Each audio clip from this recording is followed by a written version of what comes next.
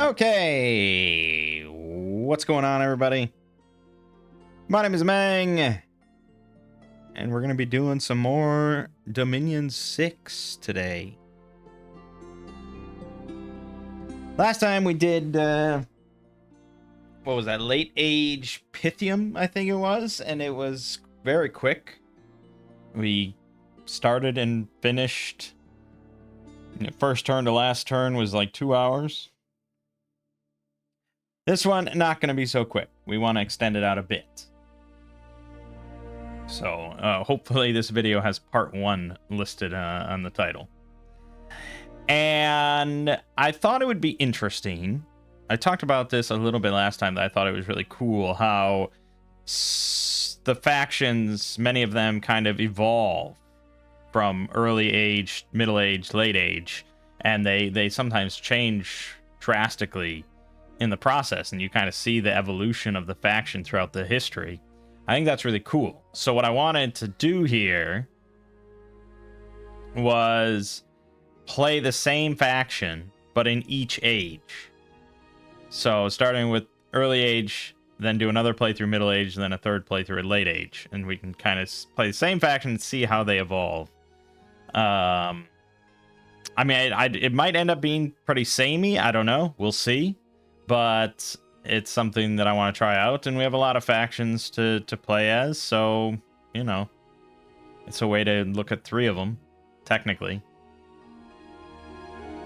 So, once again, we've got a few mods: the improved casting AI, the sprite overhaul, trusty research, and worthy heroes. We're sticking with those. And we're going to go with medium maps. We're going to go with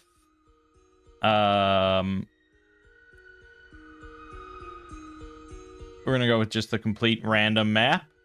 And we're going to do both wraparounds this time. Full wraparound.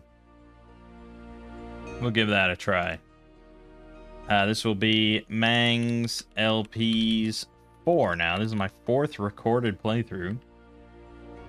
Early age, Time of Legends. And I already had one picked out because I looked, there's a chart online. I think it's for Dominions 5, but it should still be relevant. And I looked for one that I thought would be relatively simple-ish, at least in early age, but is present in all 3 ages. And so we're going to go with Tianqi.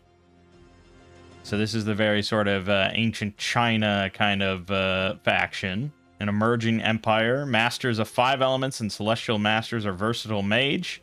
Mages, the nobles, partake personally in battles, and their chariots form an important part of the army. Sacred celestial beings and the sacred warriors of the 5 elements form the elite core of the army. Now let me just confirm that they are in all... Yep, Tianqi, imperial bureaucracy. Nice. And late age... Tianqi Barbarian Kings. Oh, so we can see the evolution there. It's pretty fun. Alright, but we are starting with Spring and Autumn.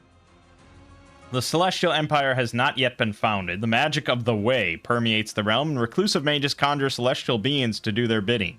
Nobles wage war upon each other for honor and glory. A few chosen warriors and mages dedicate their lives to training in the way of the 5 elements. The deceased are worshipped, and village priests conjure the dead to ask for guidance and aid. It is a time of legends. Yes. So, it's, pure humans. No giants, no lizards, no, just entirely humans. Which is interesting. Similar to Ulm, I suppose. Did Ulm have anything? Yeah, I mean barbarian, but yeah, humans. Okay, so we're kind of going back to that. The military is versatile and well-equipped with large shields and iron armaments, noble chariots. So they are definitely among the better standard infantry in the early era. If you look at the heavy footmen here, full-scale mail, half helmets, tower shields with spears. I mean... comparatively, this is a very strong frontline unit as far as like a standard infantry is concerned, and not like a giant or something. You can fit 3 of these in a square, just big shield wall, you know? 13 defense, 7 parry value on the tower shield with 16 protection, and 15 protection overall. Aside from that, I mean, they're pretty standard. Very standard humans otherwise. 10 hit points, 10 magic resistance, 10 morale, 10 strength, 10 attack, 10 precision. Sort of slow, but these are good frontliners. So, yeah, and then they also have archers. Range 40 on the composite bows, 13 attack, 11 precision. Or 13 damage, 11 attack. Not super great on protection, but, you know, most archers are not going to be outside of, like, you know, like we saw with middle-age crossbowmen. Get a lot of armor. Yeah. Otherwise, you know, fairly average, but decent. They get a bunch of footmen, heavy footmen, medium footmen. They also get sort of a compromise there, but yeah, mostly just a lot of footmen. So these would be perhaps some flanking units that we could use to hit the sides as the frontliners are tanking. They've got these length 3 glaives. Not super great attack, but 22 slashing piercing damage. And the way that this works, apparently, is that every time they swing, it will just be random. It will be randomly either slash damage or piercing damage. That's how that works. 11 protection, but they get the helmets, which is nice. 18 protection on the helmet. Otherwise, very average. Not, you know, 11 combat speed at least. So, yeah, we can use them for flanking. But then they also have horsemen. So, this is the real flanking potential. They get bows and lances.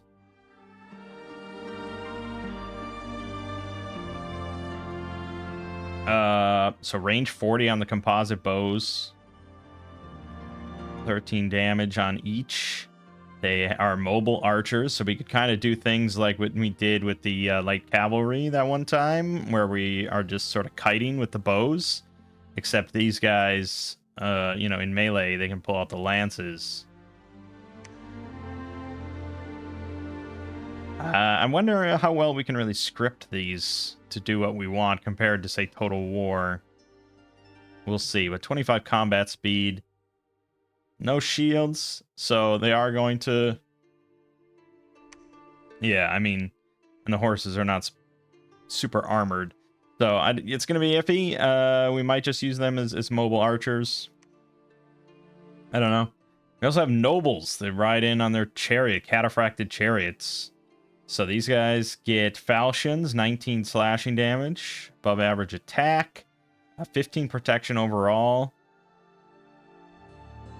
above average morale, 15 defense, a buckler, just a little bit extra help there. Decent speed, not bad. These could be a little bit more flankers compared to the other ones. Yeah, not bad. And the chariots, they have the hoof attack, 14 bludgeoning damage, 16 protection for them. Yeah, these would be our flankers. Pretty expensive on the resources, though. 52 resources, 46 recruitment points for those. We're not going to have many of them. Also, you know, if you've noticed, no sacred stuff going on here, like, at all. And then we get Warrior of the 5 Elements. So this is our sole sacred unit. Shock resistant, fire resistant, cold resistant, poison resistant. They get strength of the spring, so they're more powerful during spring and weaker during autumn. Ambidextrous 2 because they wield dual short swords. 14 attack is very nice. 16 damage, slashing, piercing. Not very defensive at all, but we could do some work with Sacred to give them like invulnerable 10 or something, and that would be pretty useful. They do actually have natural protection of 5.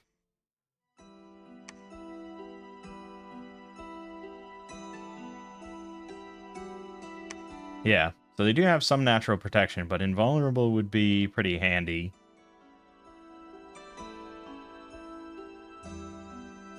I don't know if we could swing it, but invulnerable quickness would make these guys pretty fucking godly. As far as just flanking damage dealers. So we'll see.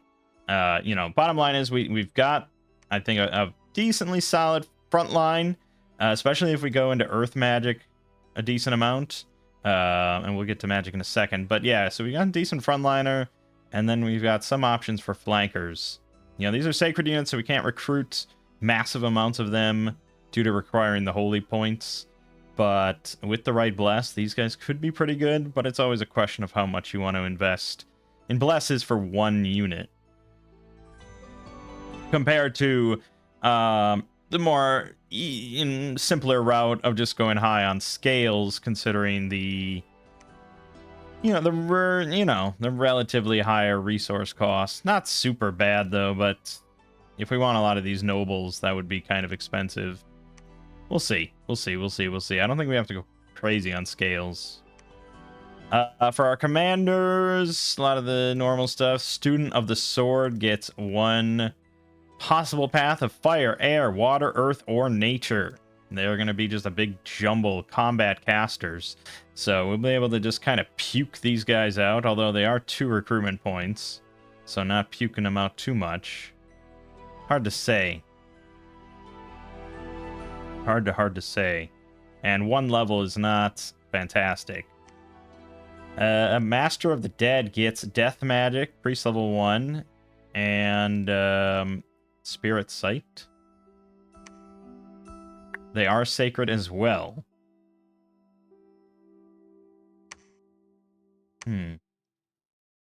Yeah, I mean, Death level 1 also, it's... What are we really going to be doing with that? Well, if we can get the staff that bumps that up to 2, then you can just keep spitting out hordes of skeletons. It's a possible option. But Student of the Way gets Water 1, and then 1 of either Air, Astral, Nature, or Glamour. Okay, so no Earth available there. Astral does allow you to do communions, though. And I did watch a couple videos, quite lengthy, about communions, so I do understand that. I don't know if that'll ever come up in this playthrough, but yeah. So, kind of varied. I do like that they can get air, so we can get some nice buffs for our archers. Things like that. Master of the 5 elements. Here you go. 1 in fire, air, water, earth, and nature, and a priest level 1, and 1 more in fire, air, water, earth, nature. These guys are what we're going to be making a lot of. This is going to get us a very big selection of spell choices. They have 17 research ability, a supply bonus, and they're also sacred. So we're not really going to need to make many mages that aren't these guys, I think. But Celestial Master is technically better, if not twice as costly. Fire, air, water 2, astral 1, glamour 1, priest 2, and then definitely 100% of 1 fire, earth, death, or nature, and 100% of air, water, astral, glamour, and 10% of air, water, astral, glamour. Holy shit, that's a lot of magic. This is going to be a magic-heavy faction. So that means that they could get water 4, or they could get astral 3, air 3, glamour 3. Yeah, that is a lot of magic. That's going to be interesting. We're not going to be pumping these guys out, though. They are also sacred, 4 recruitment points. It's just kind of a lot. But we will want some of these. And they can also fly, which is interesting, because that allows for some really good shenanigans of just airdropping them onto the rear of the battlefield. And casting some pretty nasty stuff, especially if we load them up with gear. I do think Earth is a little underrepresented from what I can see, but, you know, we will have a decent smattering of Earth in there. And I'm looking for that for my frontliners. Also sacred units. We do have a lot of sacred commanders. Yeah, a lot of sacred commanders. More air, water, astral, nature, glamour, master of the way. Interesting. Also, I did figure out what this number means. This is the average of how many random skills you're going to get from each one you recruit. So this one, you're always going to get 2, right? Because both of them are 100%. But then some of them, well, that one's... Oh, this guy gets just +2 in fire, air, water, earth, or nature. Master of the sword. He's a combat caster. Ooh, we could make some thugs out of these boys. That's not bad. Just need a lot of gear. Okay, just trying to find an example. Right, so here he can get this 3 times, but only the first 2 are 100% chance. The third is 10% chance, so on average, you're not going to get that third one. So that's why the number is a 2. And sometimes, like we saw, it's a 0. I don't think I have any of those here. But sometimes it's a 0, and that means that on average, you won't get a random skill from making them. Okay, right, so... Magic is water, astral, air, fire, nature, glamour, earth, some death, and summon celestial beings. Beings.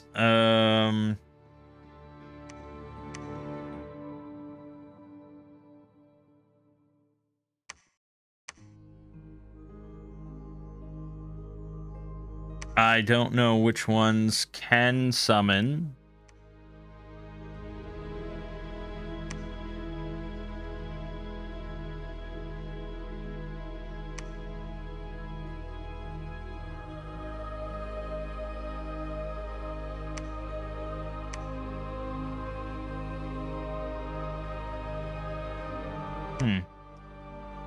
Okay. Well, it's probably in their spell list. Yeah. Priests are average. Yep. And standard forts. So on and so forth. Okay, and we get a nice collection of gems right out the gate. Although no earth gems. Alright. Yeah, Tianchi. And we'll go with 6 AI again. I think that's fine. We will bump it up to difficult. Because we are good now. And now our physical form. Let me first glance at my spells. So yeah, Celestial Servant, Earth Astral, requires an Earth Gem. Celestial Servant is a gardener or servitor of the Celestial Sphere. It has the appearance of an obese pigman. Very strong but not very skilled as warriors. They arm themselves with rakes and do not carry armor. They do not need food in this world to survive, but they do love to eat and they have huge appetites. One will eat as much food as 7 ordinary men. Jesus. Also call ancestor, summons an ancestral spirit.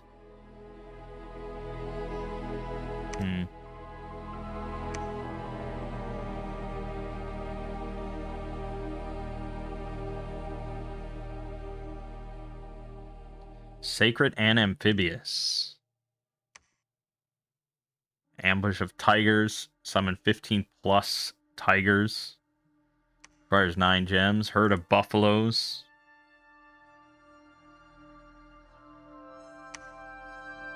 Celestial hounds. 2 celestial hounds. Run on the wind and are immune to lightning. Heavenly fires. Summon demon of heavenly fires. They're sacred. Throw flaming wheels and can fly. Okay, so we definitely get some fun summons here. A lot of them which are sacred, so we may want to consider that. Okay, we get plenty. We get any other... We get internal alchemy. Age minus 15 years. Okay, it's 2 water, 1 astral. It's not going to be available to many. That's the only one we get for alteration. Evocation, we get celestial chastisement. Only affects magic beings. Target is wounded regardless of armor and magic resistance and compelled to switch sides. Powerful beings often disregard the compulsion. So it enslaves a magic being. Okay. That's all we get for evocation. That's unique. Construction, nothing. Enchantment. Nothing. Thaumaturgy. Nothing. Nothing. Nothing. Okay, so Conjuration holds most of our sort of unique national spells. Something to remember. Okay,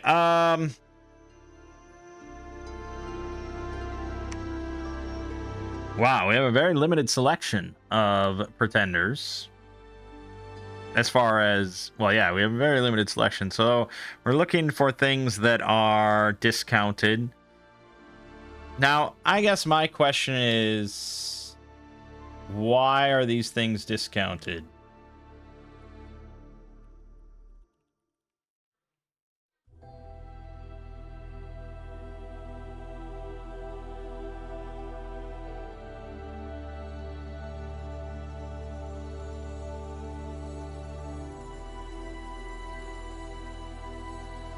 Is it just because they're tied to...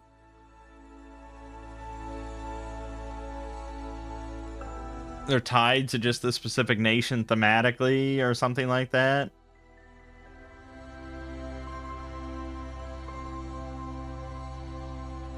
Like, I feel like I'm always inclined to pick one of the discounted ones. Why wouldn't I?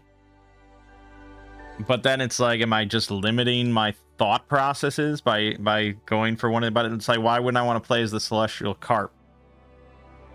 You know, he's a Celestial Carp.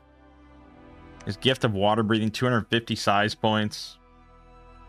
So allows any of us to go into water with him. But he is a population killer, so he will be reducing population by 10. He's developed a hunger for the flesh of men. I guess that's why I wouldn't take the Celestial Carp, but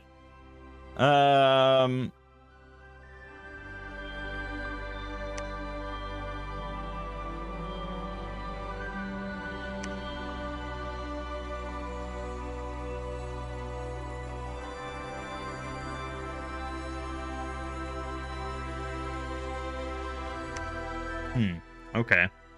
There's also the Celestial General. It's a combat caster. Air 1, Earth 1, Astral 1 to start, so he's got a good mix that we could build on. Broadsword, 15 attack, 30 damage. He's got a plate cuirass. Leadership of 200. I mean, this is this would be our leader of men for sure.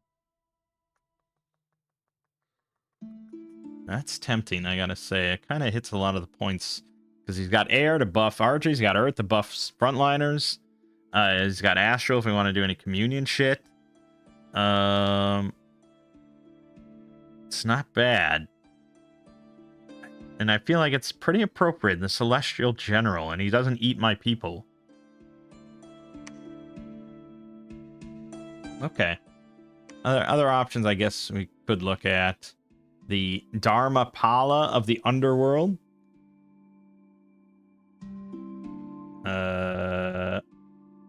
The Black Tortoise of the North. Yep, that is a big tortoise. Tortoise, as they say. White Tiger of the West. Fear 10 is really good, and it's stealthy. Strength of Autumn. That is an expander, make no mistake. The Azure Dragon of the East. Fear 5, shy, resistant, shape change into a celestial bureaucrat.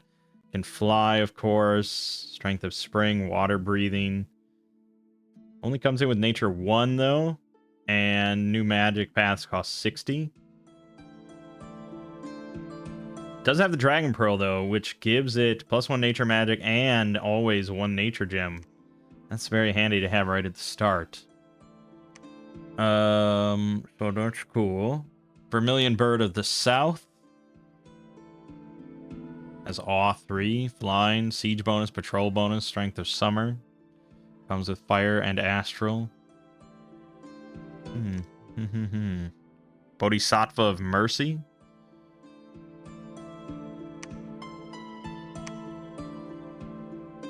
Awe 5. Yeah. There is plenty of options, even just looking at the discounted ones. Just the Master, most accomplished sage in the Empire. And now he wants to be a god. He can fly. Ambidextrous with his fly whisk. New magic paths cost 10. So if you want to go for, I think, what they call a rainbow mage, you know, where he's basically gifted in all the different schools. That is an option. But what we have with our guys is we have loads of rainbow mages that are very diversified, but also very low level. So what we want, I guess, out of the Pretender God is some more of the high level shit. So yeah, I think we're gonna go for that route. Okay, yeah, we're gonna take the Celestial General, and we probably want him awake. So of the, you know, I don't think we're gonna go for the invulnerable shit or quickness or anything. We're probably sticking with these 3 paths and are gonna be pretty happy with it. So we want to think about our sacred units, which is either that one good fighting unit or it's a lot of our spellcasters. So if we're gonna have our spellcasters be involved a lot in battle, as they should be, then we want to pick blessings that's going to help them out, such as Farcaster. Plus 50% combat spell range. That's pretty useful. Also, Arcane Finesse. Blessed mages, priests, and some units with magic natural attack will be more likely to penetrate enemy magic resistance. Also pretty useful. I would say those are going to be the 2 big ones we might want to pick up for that purpose. You know, all the earth stuff is going to be more physical things. There is reinvigoration. This does recover fatigue, but I have heard conflicting discussions about whether taking reinvigoration as a blessing is a good idea for spellcasters, sacred spellcasters.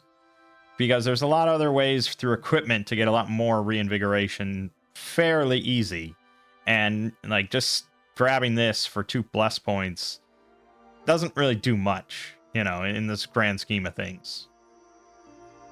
That's the argument that I've heard. I could see like Unbreakable maybe to avoid afflictions, but then there's also like Air Shield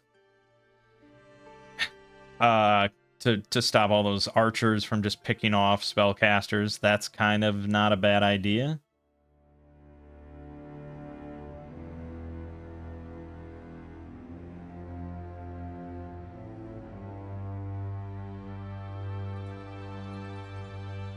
Also, precision, I guess.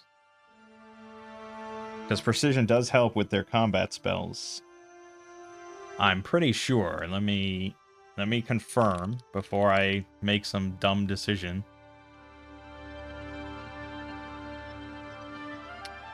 Determine which square a missile or spell hits depending on a unit's precision and the range of the attack. So yes, if you are casting, you know, offensive spells of some kind, precision is the factor.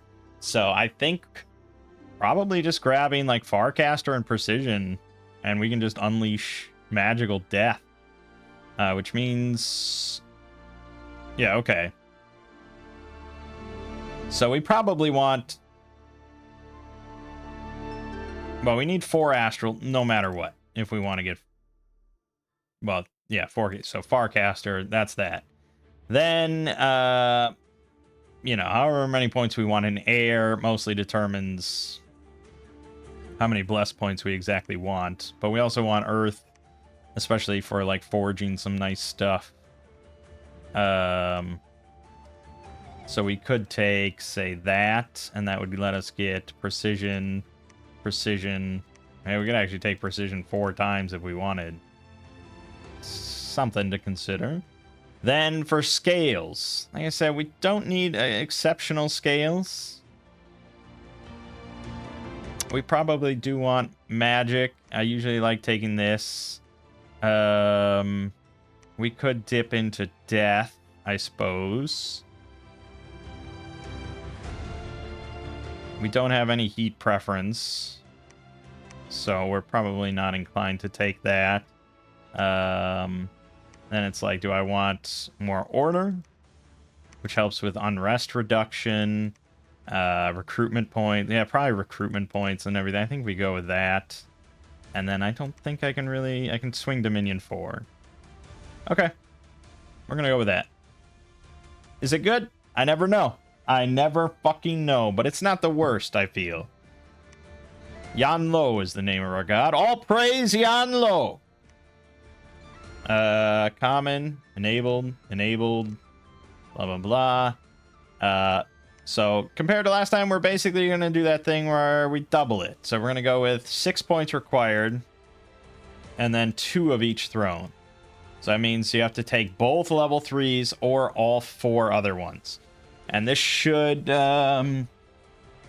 make things a little bit more involved, but not super lengthy, where the only really way to win is to dominate the whole world. Like, you could win through thrones. All right. Let's go, baby. Look at that, 30 minutes. We're getting so fast.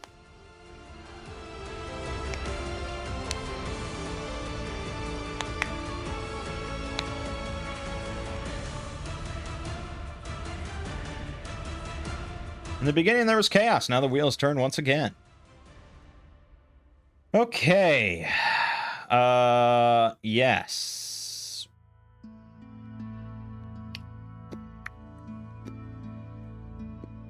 We start right on top of the underground to the Dreyer Caverns. So that's something. We see there is one thrown out in the ocean there. Looks like there's a lot of water. So that's bothersome. We're already generating 1 fire gem, 2 water gems, 2 astral pearls, and a death gem every turn, which is awesome. For research, I think we want to go into... probably go into conjuration, I guess? If we grab level 1 conjuration, we can already just start summoning celestial servants. Problem is, I'm not generating earth gems. But hopefully we can get Wan Lo to find some. We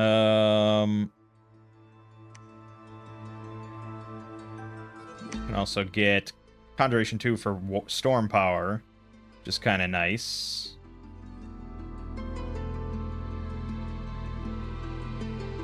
But its spell only works during a storm.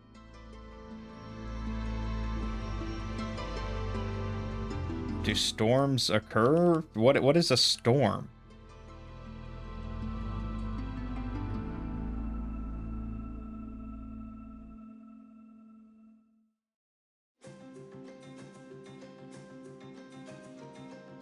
Oh, so you have to cast the storm spell?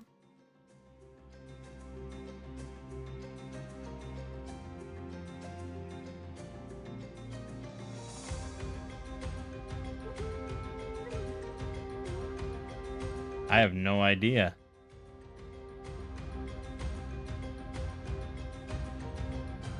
It sounds like there are storms that occur.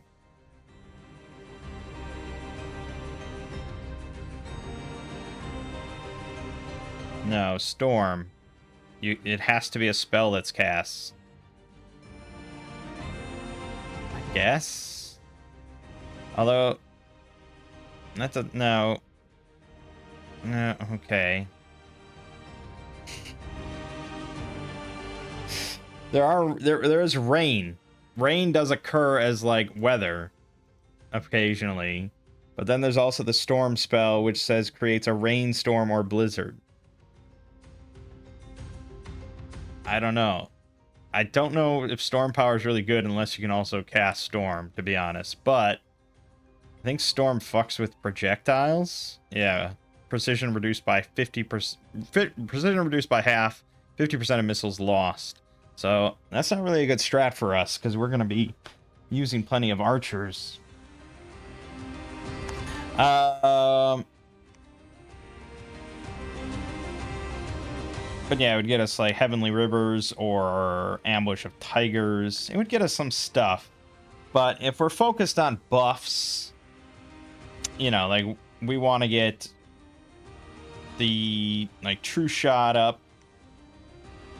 So True Shot, or more ideally, you get True Shot Warriors going. Levitate Soldiers, and then you could cast Earthquake, which I think is Evocation. Yeah, Earthquake. Stuff like that you could do. We definitely want to get into evocation, but I think we want a little bit of enchantment to start. Maybe also grab Envenom arrows.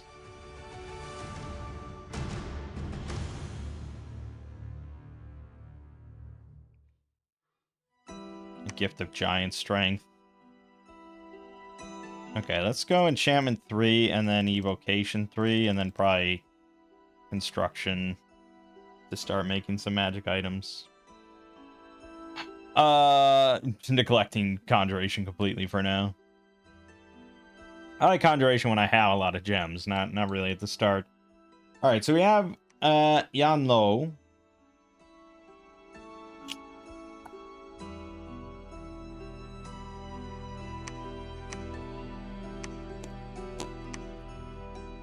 I question his ability to solo anything, obviously. He's a sort of a spellcaster with no spells except for flying shards, which is okay against like unarmored barbarians or something, I guess. I mean, for right now, that's what I would want him to cast. We have footmen. We have 20 footmen and 5 nobles. Do I want to go out sight unseen? Yeesh.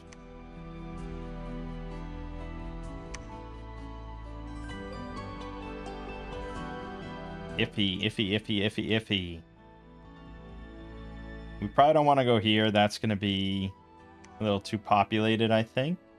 But we might be able to do the plains. You never know. I guess it's worth... Is it worth it? If we lose our deity turn 1? That would be pretty shitty. That'd be quite shitty.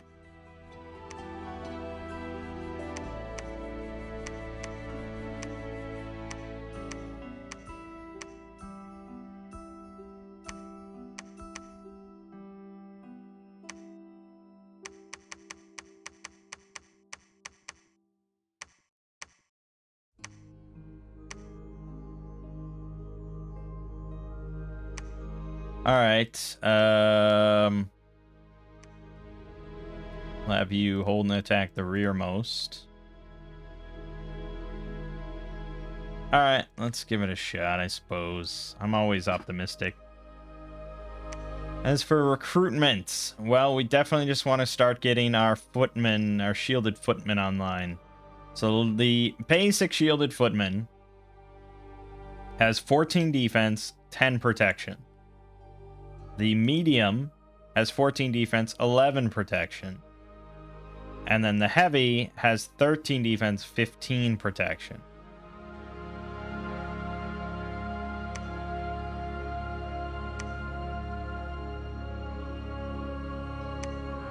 So it's pretty subtle, I suppose. It is pretty subtle.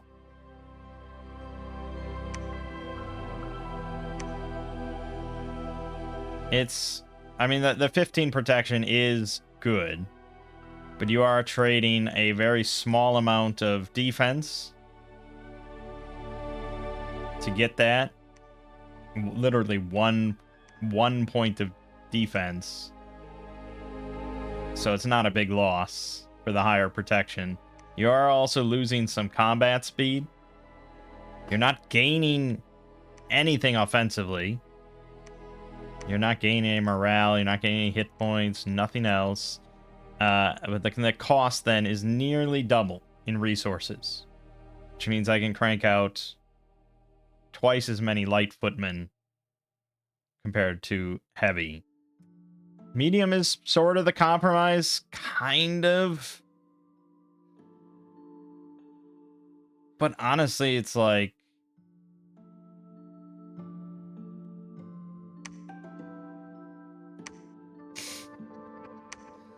It's pretty negligible. It's really quite negligible. It's the one extra point of protection from their armor upgrade. And that's for 3 extra resources. I think for now, let's go with regular shielded footmen. And in the future, we'll go heavy. Eventually, we do want the heavy, but yeah, for now, stick with the light. And then we want archers as well. Something like that. And then we do want to just start cranking out mages. So probably Master of the 5 Elements is everything we need for the moment. The Celestial Master is good, but we'll get half as many of those per turn. So we wanna go with these guys. It doesn't mean we're not using many of our holy points.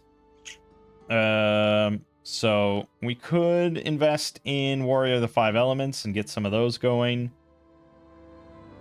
But they do take quite a bit of gold. 35 gold. I'll hold off for the moment.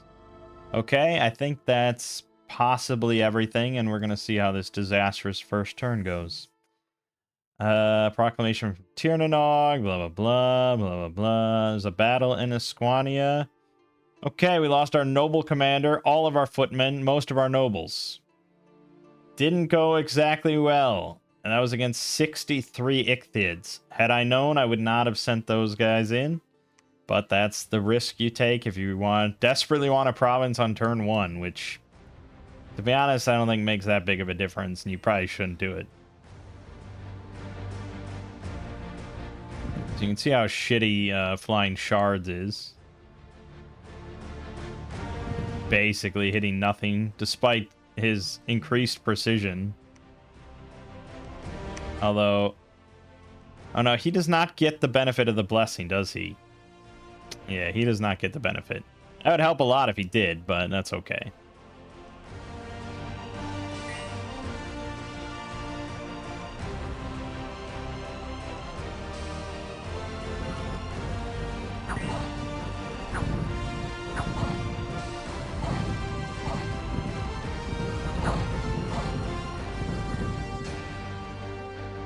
Yeah, I mean, these things definitely are not really good units at all, but there's just more of them.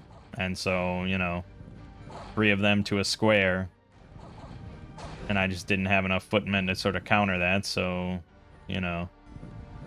And obviously, Yan Lo doing very little to assist. It wasn't a good idea. I don't recommend it, but we did conquer it, so there's that, I guess. All right, so there's the first throne right there. The 170 barbarians and light cavalry. That shouldn't be too tricky to grab. We see another one down here. Baguloth. Another one over here across the pond. Definitely does not look connected, but maybe. This one here, 2 in the ocean. So that's 1, 2, 3, 4, 5. And then I assume the 6th is underground. Sure is. Not that far away, though. Not that far away. Okay. 20 Zots in the Dreher Caverns. Interesting. Interesting. Okay, so we could travel through the underground, maybe, to get to this one. Obviously, our hope is that we don't have to go into the ocean to grab one of the thrones. But there are 2 there. Which means if one of them is a 3 and one of them's not a 3, we have to go into the ocean. No, that's not necessarily true. We can grab a 3 and a 2. No, a 3, a 2, and a 1. We need 6 points. Yes, we... So no matter what, I don't think we'll ever have to go into the ocean.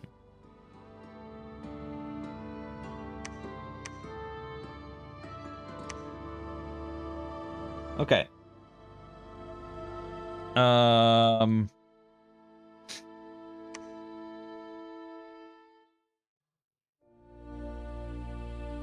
Why don't you... Can't build a lab. It's 600 gold. Yeah, see, we're iffy on that, but let's start searching. We need to keep researching for the moment. And Right, so we need a prophet, actually. Which, I guess I could just make Liu Bei our first mage into our prophet. We have no other options at this moment. Other than that, prophet could be... We could make a Celestial Master into our prophet, I suppose. But it's going to be a bit before I get one. And you don't really want to hold off too long on getting him. If we had a unit that had Holy 3 or Priest level 3, then making them a prophet is very nice, because they'll get bumped up to 4. But if there are 2, they just go to 3 anyways, so it doesn't really matter. Yeah, alright, I'm fine making him the prophet just so we can have him. And then... we do need a military commander, which really our only option is the noble commander. So let's get him out there. Okay. That's all there is. Yes. Good. So now Liu Bei is here, ready to go.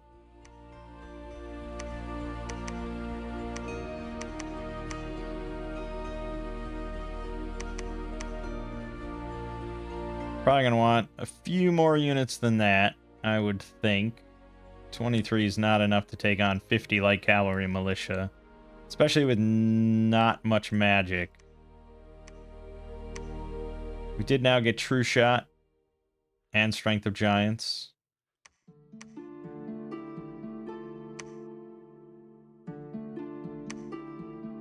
He could fly. So, yeah, I mean, he is somewhat capable, but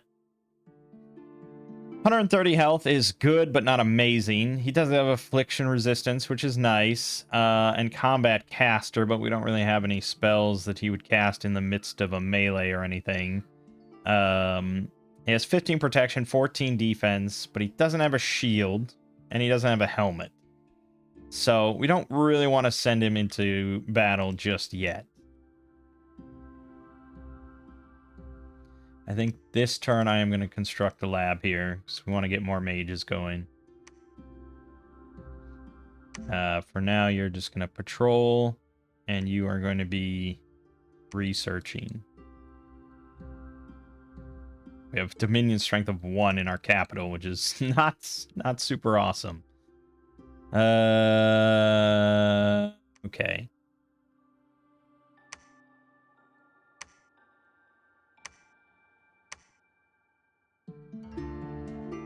So we built a lab here, but we need a temple as well for the student of the 5 elements.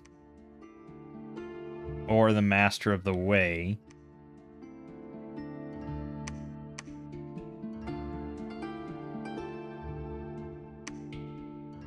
Expensive, 265 gold. If all we want is just research material, then probably just going with student of the way. It's a decent compromise. So we do need a temple there as well. And I just do not have much money coming in.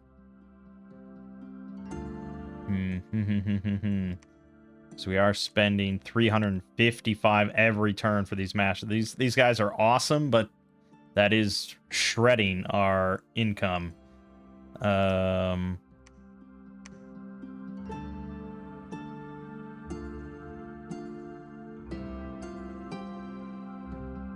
So I think we're going to have some slow expansion to start.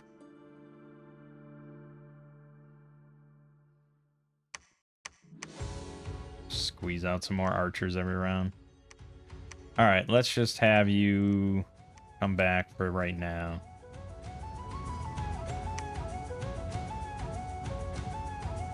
We don't have to expand super fast, you know? It's not that big of a deal. We'll get ours eventually. I'm not sweating it. There was a battle in the Cracked Earth that I got to witness. So Tir Nanog is out there killing barbarians. Skunia, misfortune +3, magic +2.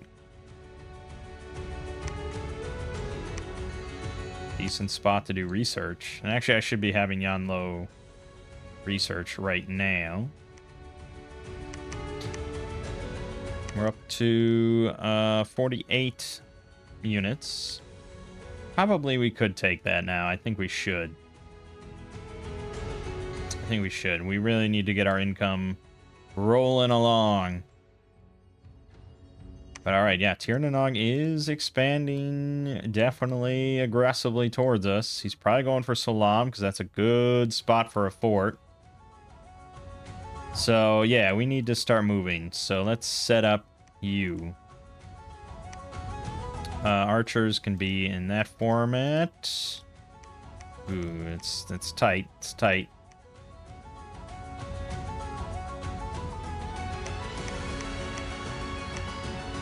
Are we going to take a magic user with us? Probably.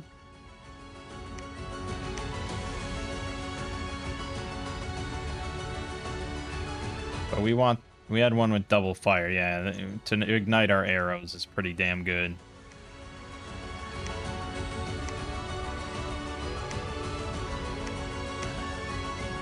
Yeah, just ignite arrows.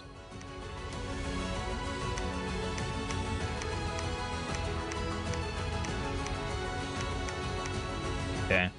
And then I think we have Yan Lo. Instead of casting useless flying shards, you cast True Shot. We're banking on our archers doing pretty good here. We're going to set the archers for this specific battle to shoot the cavalry. Holding fire cavalry, I'm sorry.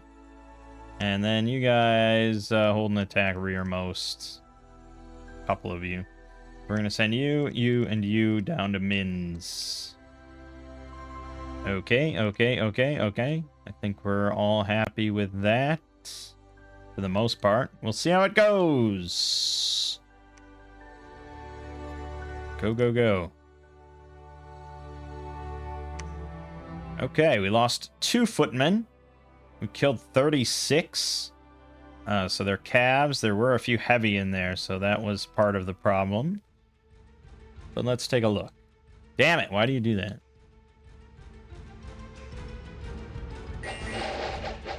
So there we got our fire arrows.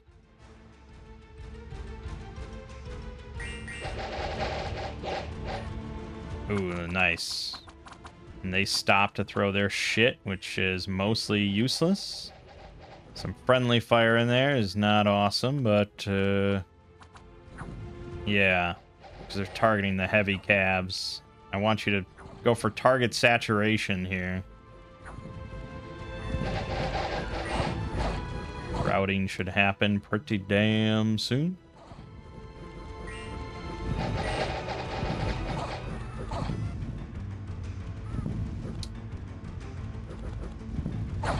And then they keep shooting and just kill my own people, of course. Actually, let me just... Okay. So they killed 2 and we lost 2. Okay, so I guess there wasn't any friendly fire. That's good. Except, how did I... Oh, because it includes mounts. Yes, right. Yeah, okay. Fairly acceptable. And we found 4 nature gems as part of it. So, good. I think we move right along to Faldenberg.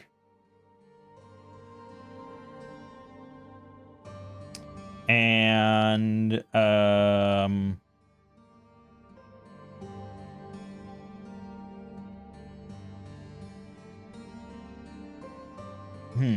little tricky.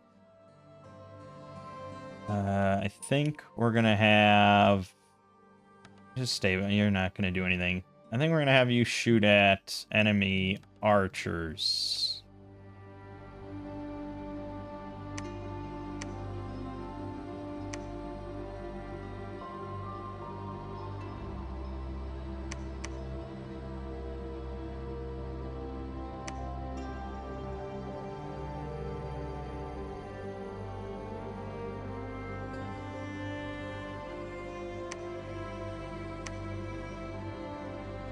Yeah, okay.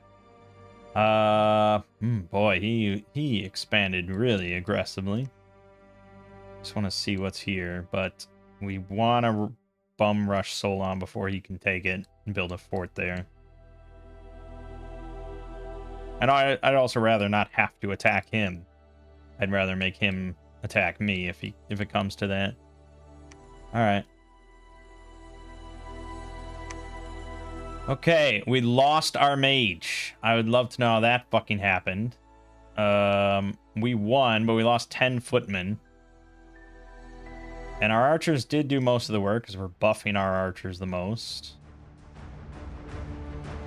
But these mages are not cheap, so I don't know how he died.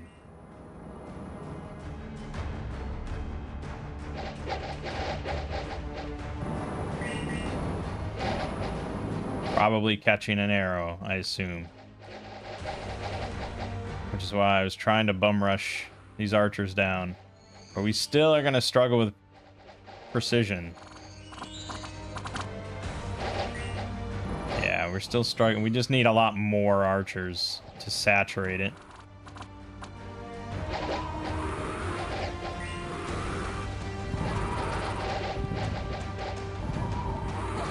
And then, so then they spend all their time trying to kill the archers back there, which meant that it's my footmen versus their heavy infantry. And we have air elementals involved, which don't help the cause. So yeah, you can see. Finally, when my archers get involved, and that's when the infantry goes down. So maybe I should have just burned down the infantry instead. And just routed them real quick. Because these are, yeah, the light infantry I should have just destroyed.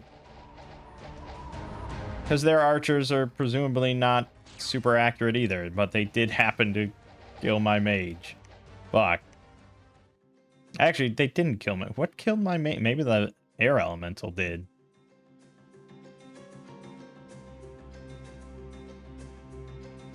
Or one of the light infantry. The air elementals must have done quite a bit. Okay. Well, that's a bummer. I'm not going to be able to take Solam with this current force.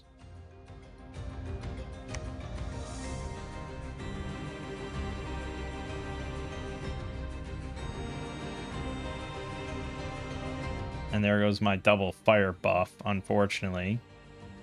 So...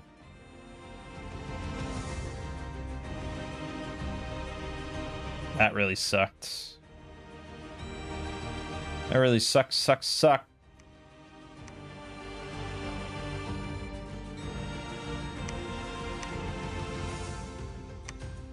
Okay, fine. Take this double earth guy for now. Have him grab along all this shit. Actually, we're missing footmen more than anything. Yeah, we have no footmen.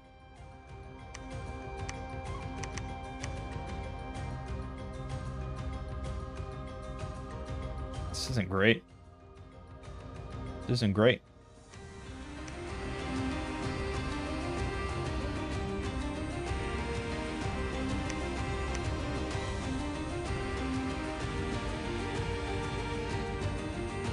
Yeah, I don't really want to waste any money on these guys, because my own guys are better. But my own guys take time. Hard to know if I have time. Baguloth has 60 long dead horsemen. Not super dangerous, to be honest, especially with priests involved. So if we can get down there, we could get it, but I'll have to now attack Tirnanog. So,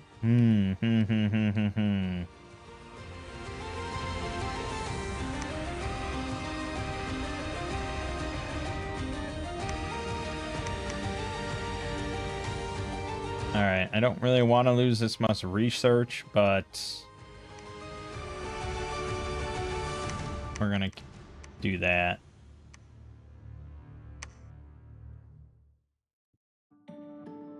So I was hoping to just start pumping out mages here. Except you need a lab and a temple, unless it's there and you get a priest. So yeah, having to have both to make mages. A little bit annoying. Not something I thought about initially.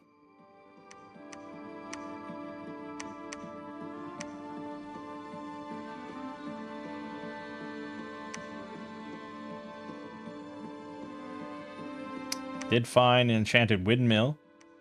Found 3 death gems, and we killed some brigands. Good, good, good.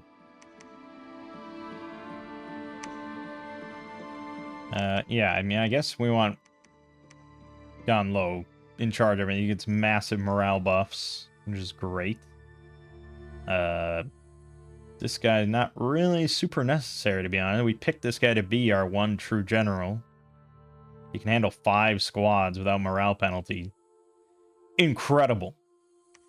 Doesn't really need to, though. Ooh, boy. It is sparse out here.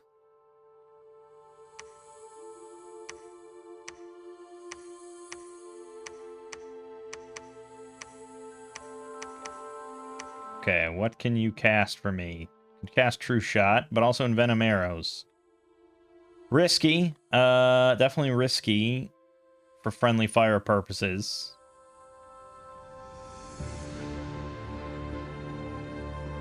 But power can't be understated. Then go to True Shot to try not to miss. For you, also just Envenom Arrows and True Shot. And we could throw around instead. Tia could put on Strength of Giants, but Poison is pretty great against most of these basic units. Alright, you're going to hold an attack. Whoops. You're going to... Fuck it, just slaughter. That's smart, though. With the friendly fire... Yeah, because I want them to kill whatever's coming close first. We want to try to reduce this friendly fire in this area as much as possible. So if we can rout the infantry coming in or the cavalry coming in immediately, then more's the better.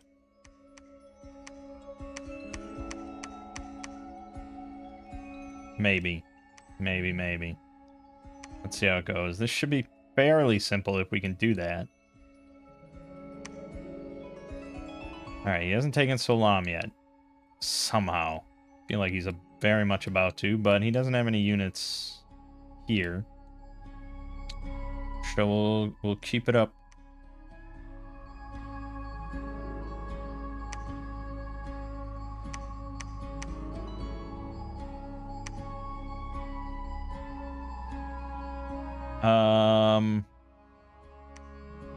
Right, we have our prophet.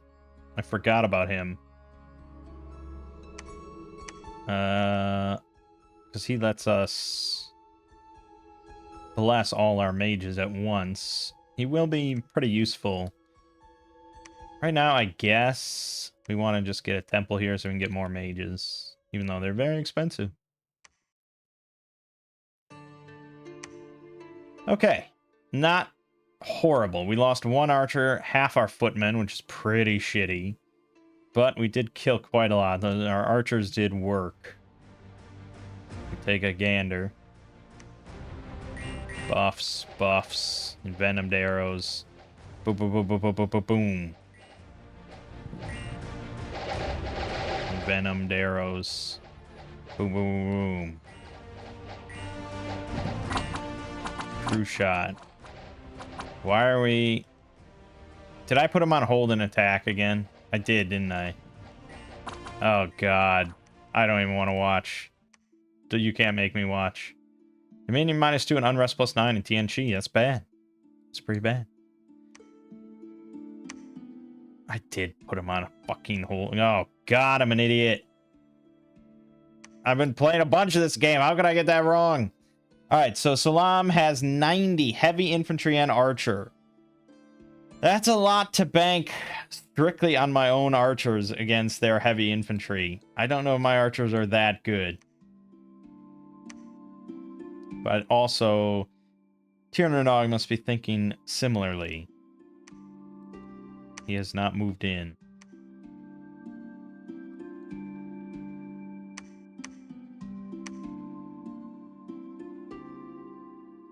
Now, we could buy a bunch of Deer Tribe warriors just as chaff for the moment.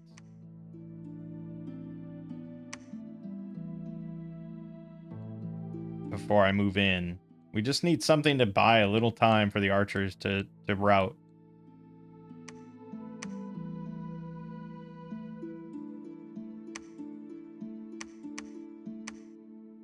All right, we'll hold off for the moment.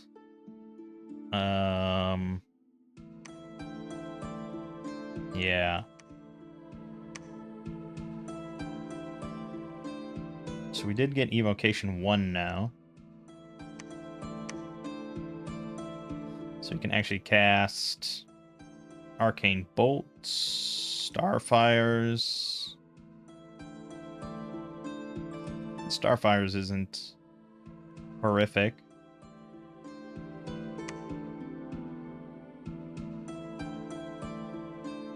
Gust of Winds is a nice stun, actually. And does 8 blunt damage, but max of 1, okay. Well, you know, or we have Gift of Giant Strength. We mostly care about precision, but I do have other guys also casting True Shot. But I have a lot of archers, and it's not a very big AoE spell. But alright, let's throw out a Starfire.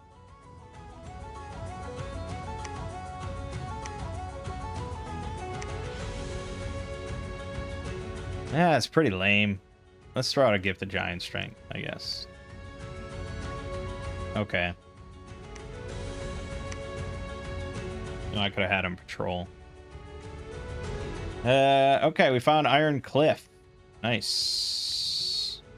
Oh, we also found Boiling Bogs, Sink Marsh, and Caverns of Glowing Moss here. Holy shit. We found 4 magic sites here. Also, we witnessed a battle. War Shamblers. Okay. I don't care for that too much. But alright. Oh god, he's right here, man. He's surrounding Solam. Yeesh. War with Tir na Nog is inevitable. We know that. Okay, we can see that is connected. Okay.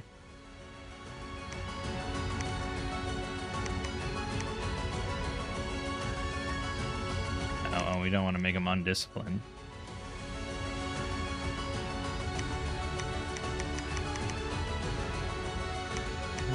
Something like, yeah, they're really just going to die. Okay, 80 heavy infantry and archers. Let's make it happen.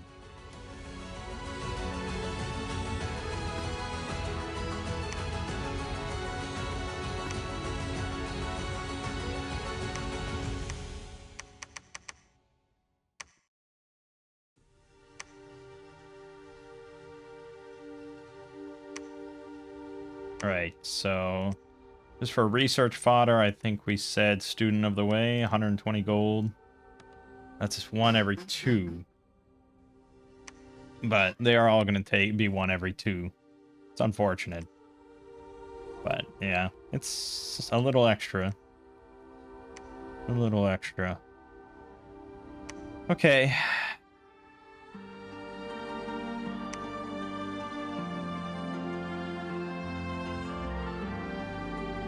There's nothing for it.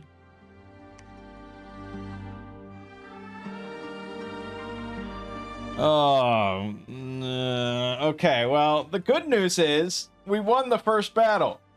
How do I know? Because we got attacked there afterwards. I don't want to look. Okay. Oh, God. Oh, God. It's so painful to see. So, bad news is we lost another mage, one of our 2, catching another stray arrow. I probably should just buff him with air shield first to avoid that. We also lost 15 of our archers, all the Deer Tribe warriors, and all the footmen, which means they really just punched through completely.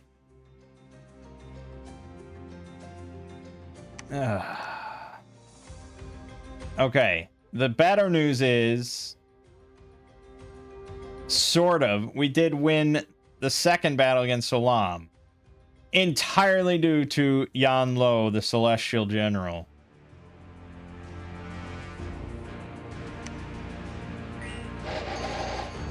Also, it seems our other mage routed. Whether he died in the retreat or not in the first battle, who knows?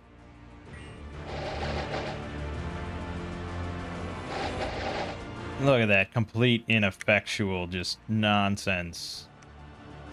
0 point of damage, 0 point of damage, 2 points of damage. Yeah, we're just not hurting them enough with our bows. And that's with the enchantment on. Although I think that just happened. So, just slaughtering. But he's casting now Lightning Bolt.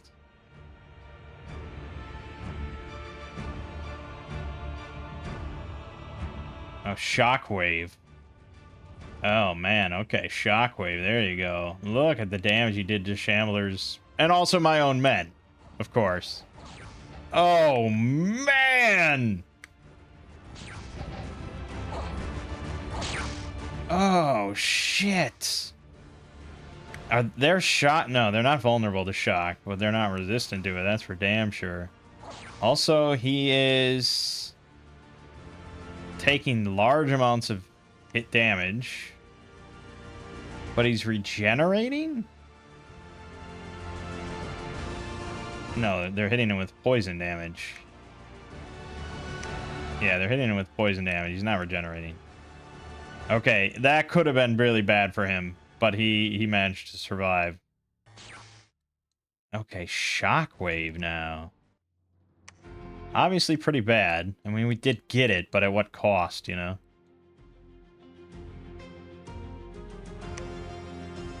Well, we gotta make some money here.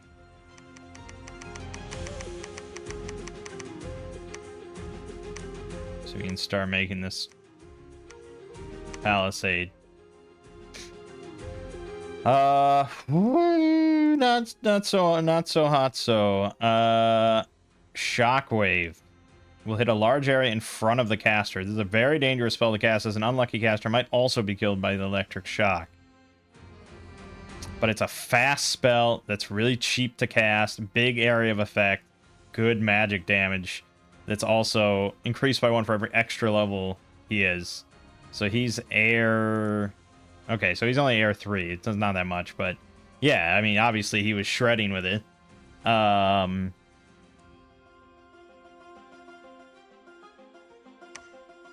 But he's shock resistant.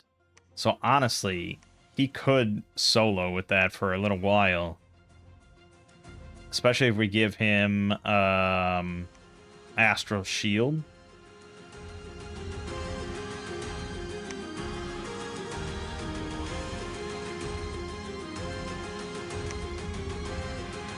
That is not a bad strat. I mean, Lightning Bolt's really good, but it's one hit, one target. So, yeah, like Astral Shield, Shockwave. Well, no, you probably wouldn't want to script it that way. You'd want to give him like one more buff or something, maybe resist magic or personal flight. Or Flying Shield. Randomly block about half the attacks against this person. And then Shockwave. I mean, I'll probably just use it in combat if I don't script it. But, yeah, we could have him just kind of solo, I think. Obviously, I want gear for him. And we're going to get to that point, but, yeah. Okay, well, that was pretty bad. I don't think we're going to get attacked for... Definitely not this turn. But we're going to need to make another general. Let me just make that for the moment. Okay. Could have been way better. Wow. That is the first turn I think I've ever had in this game where nothing happened. No messages whatsoever. Wild.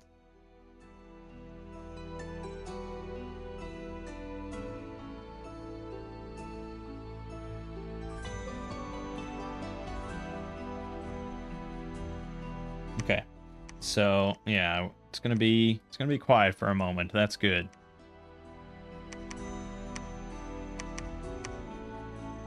Uh-oh.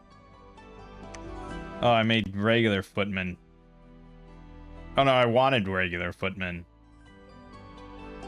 I don't know what I wanted. Okay, get over there.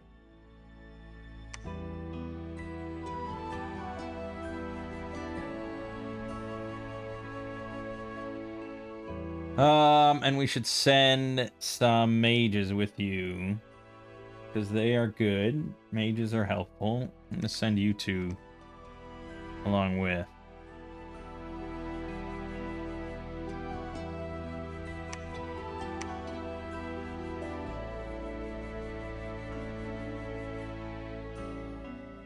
I could also just make archers here. They're not my archers, but they're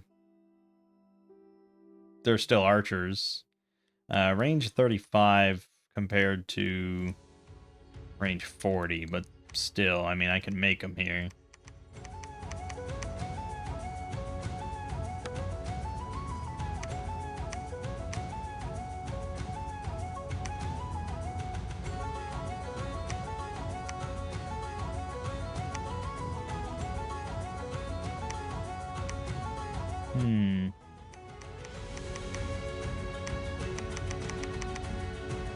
Okay, make quite a lot every turn. But we want to maintain money, so we'll keep it at that. And we're going to get Evocation 3 now. You might get something even better than Shockwave.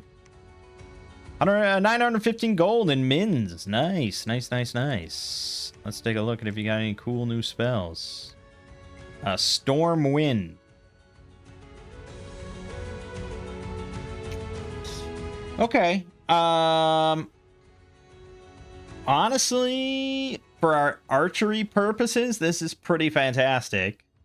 Obviously, it doesn't do much damage. 1 point of damage. Max. But it's low fatigue, good range, good area effect, good precision, and it's fast. And it's a stun, so they just sit there as we continue to shoot at them. So I think we're going to go with Stormwind, and then follow it up with your Shockwaves. But that's, I mean, we're sort of like, do I want to send him out solo? If I don't send him out solo, and he's got his whole army, I probably don't want him in there casting Shockwave yet. But I'm more concerned about him getting attacked right now. Fucking Tiernanog did very well for himself early on. Far better than I have. So provinces, Tiernanog is like double the second place. He went crazy. I'm not in last place, at least. I'm tied for third with 3 others. We're all tied on forts. Tiernanog winning on income, of course. But I'm in second place. It's not terrible. Army size. Okay. Yeah, he suffered a big blow. Not as much as I suffered. That's for sure. And thankfully, Katis is not anywhere near me. So I think Tiernanog is going to be replenishing for a bit, but he is certainly replenishing. He's on the uprise. Okay.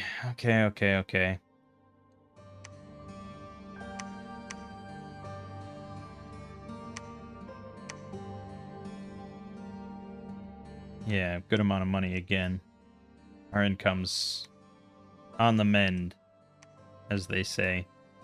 Good. I like all the things that are happening. And now we're going to start working on construction.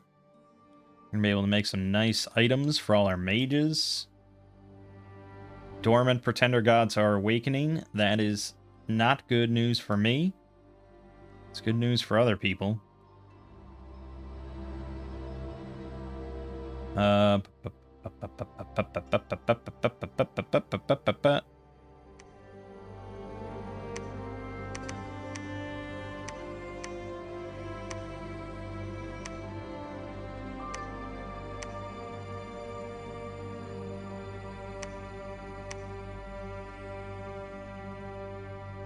Alright, rather than go for poison, let's just go for strength. Just do that. You guys know what to cast.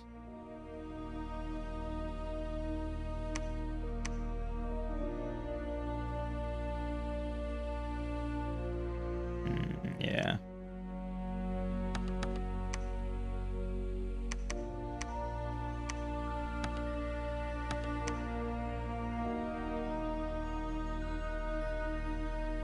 Yeah. Okay.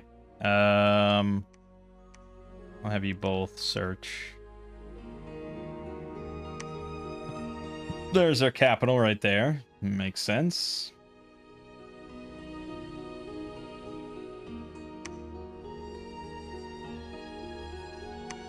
We found no magic sites. Dominion change in Solam. And the arena battle is coming up. I definitely do not have a contender. It's not like the rewards are really worth it anyways. So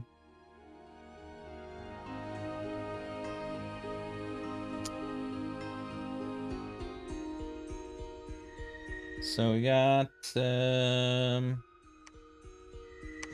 different double air. So he can also cast Stormwind. Which, did I get? Yeah, Yan Jang. You should also cast. I want to make sure you get Stormwind out there. But there's also...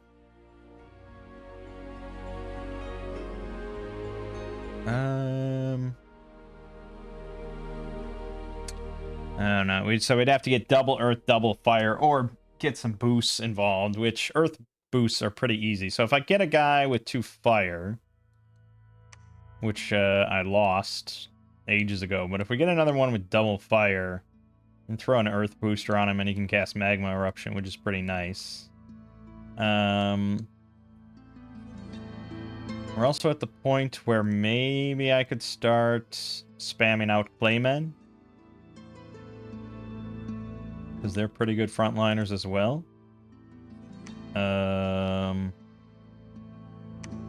Let's get a lab and a temple here. Let's get everything. Just gonna patrol.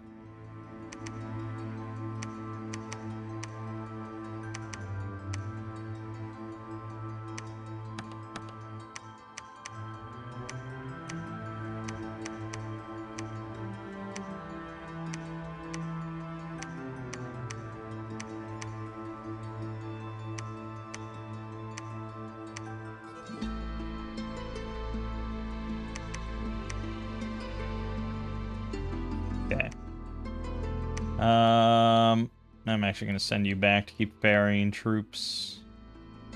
Okay, now the good thing is Tir na Nog has a lot more competition out here than I do.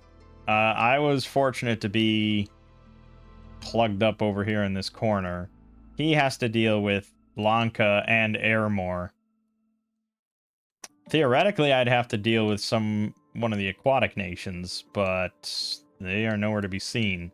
So I'm pretty fortunate that Tir na Nog can kind of just get slammed on, and I can pick up the scraps.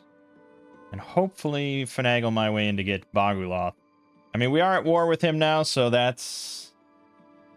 Although it says he's apprehensive now. You attacked me, bro. Although I guess, technically, when he clicked the attack order, it wasn't against me. But then we faced each other, and that's just how it is. It's just, okay, combat. So it is what it is. Alright, after construction 3, do I want to go all the way to construction 5? What are the earth boots? That's 5, right? Yeah, earth boots.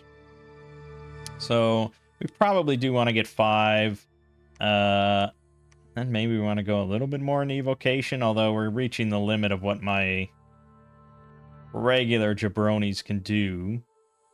Whereas enchantment, we can get True Shot Warriors at 4. So I think we go enchantment 4, then construction 5, and then probably go down conjuration.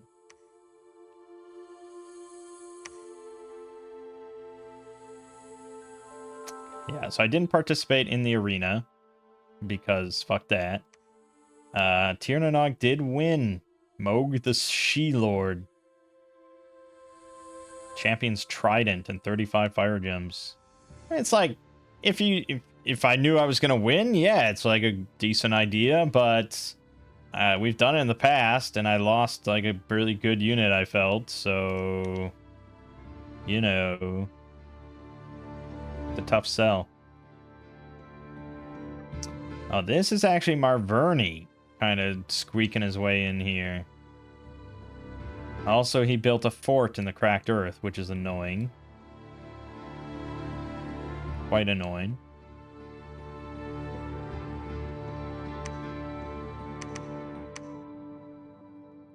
All right, we're up to 104 units. That's pretty good. That's pretty good. We probably can beat this battle if I want to move out. Or we can go ahead and build a fortress here. Go even farther. The nice thing about this spot is it is a bit of a choke point to moving further in, but then so is the cracked earth. I mean, we probably can take it, right? It'll be interesting to see Yan Lo doing some shockwave shit. Although I'm less confident on that now. I'd probably rather have him just cast Stormwind or Temper Armor. Or Gift of Giant Strength. Yeah, Gift of Giant Strength's pretty great. Okay, let's have you not be in the melee. Let's have you do Temper Armor, which is area effect 5. So I'm going to just have you cast that twice, then Gift of Giant Strength, and then just cast spells. And I'm actually going to have you cast Stormwind. Boy, it's a very cheap spell. Wish... Need more mages. Need more mages. Alright, we're going to have you go right there. Alright. Let's take the Cassian Forest.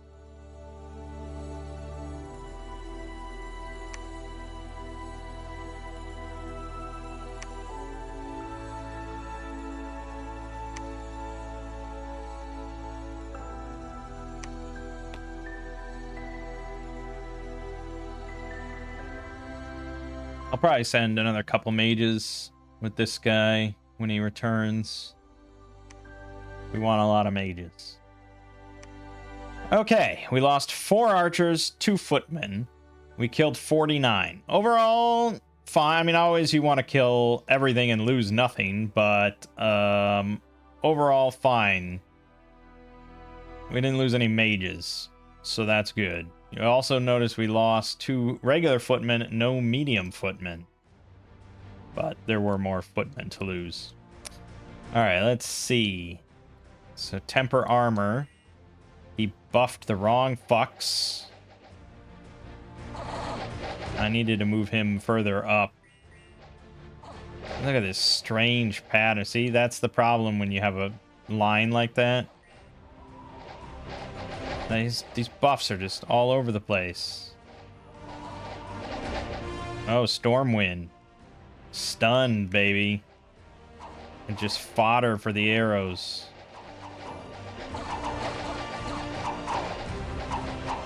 Boom! Nice.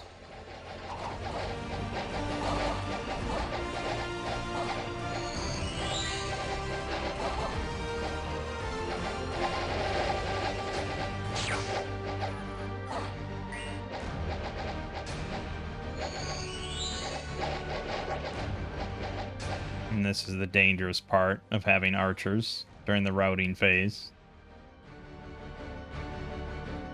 Archer hit medium footman, archer hit footman. 0 points of damage, though. How did you roll a -1? How is that roll possible?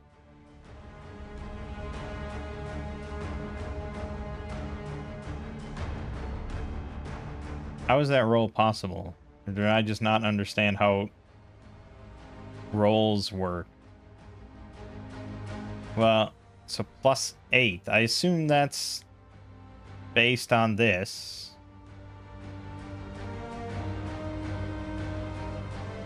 I don't get it. I thought this first number was the dice roll. So I don't know how you roll -1. But maybe this... I didn't think the second number...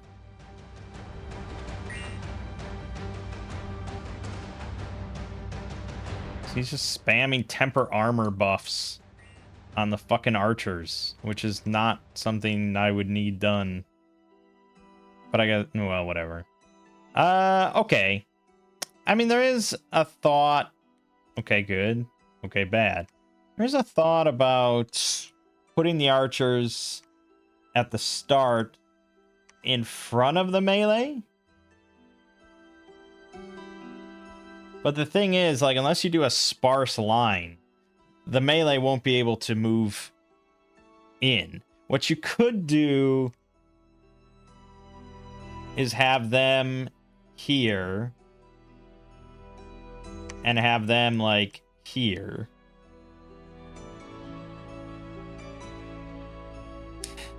We want... The cavalry fucks this up, obviously, massively. Although I think we're maybe still safe there. Cavalry fucks it up, but you want as long of a time between the start of the battle and when your melee hits their melee. We want as much time as possible for my archers to do work. And that's including all the stunning and all that shit. So, yeah, I think you're going to be here because we want you to buff the melee, please.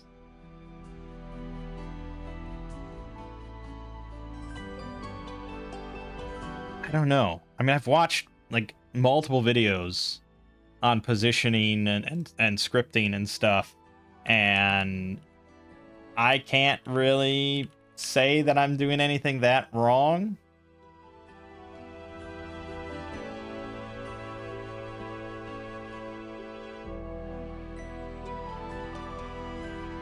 Now, actually, well, I will say one thing I think you can already tell is that there isn't much reason for my archers to be in a line compared to a box. Boxing helps a lot with buffs. We get much better buff density. And we ensure that all our buffs hit targets. Whereas you can see when we have a line, buffs hit like empty squares to the sides. So I think for archers, we probably want that. This is a really weird looking formation to my eyes, but I think this is potentially for the best. Like I said, cavalry makes it dangerous because cavalry could reach the archers before the infantry, and then they just start shredding. So we could change this to ensure that they fire at enemy cavalry first, to try and rout them before they get close, just in case. But as usual, it's probably something you want to set for each battle you're doing. We can recruit monkeys here, but there isn't much reason to recruit monkeys, despite them being monkeys. Now we can ditch these, because we can get proper units here. So we're going to want... I think we're just going to stick with regular footmen for right now.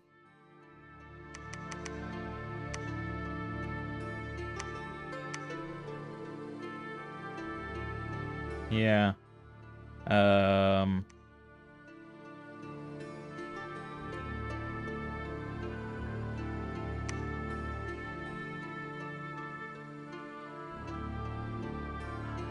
Yeah, once we... I mean... Once I get some items going, we can gear out all these students of the sword to be pretty badass. They're not sacred, unfortunately. That would be really nice if they were, but I also didn't really pick blessings for melee guys. So... yeah, I mean, they don't have a lot of magic, but with maybe a booster or so... they do have combat caster. It might be not bad. They're not, well, they could thug a little bit. They could be little thugs. Okay, there is some strangeness going on over here. I guess I would like to see where Ermor's capital is.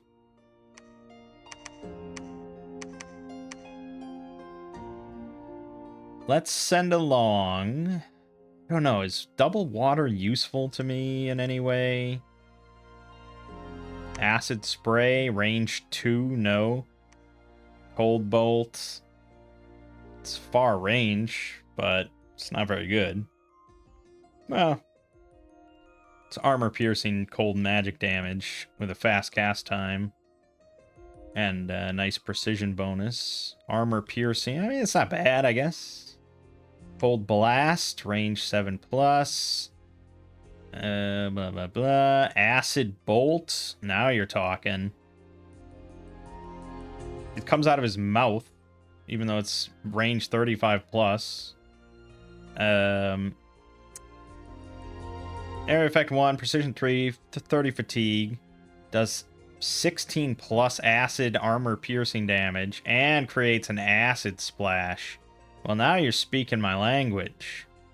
This is pretty good. I kind of like that. Okay, let's grab Lousy. Hopefully he's not lousy. And we still didn't get a double fire guy. So let's just grab Gao Yao and head to Solam. The three of you are going to take range of shadow. Just because it's there, I guess. Unless I'm worried someone's going to attack Solam. But even if they attacked it, they wouldn't be able to get in the fort right away anyways, so whatever. I think we're good. I think we're good. We are going to want to take, for sure, the Cracked Earth. Definitely Spires of Ascension. That'll be easy to grab.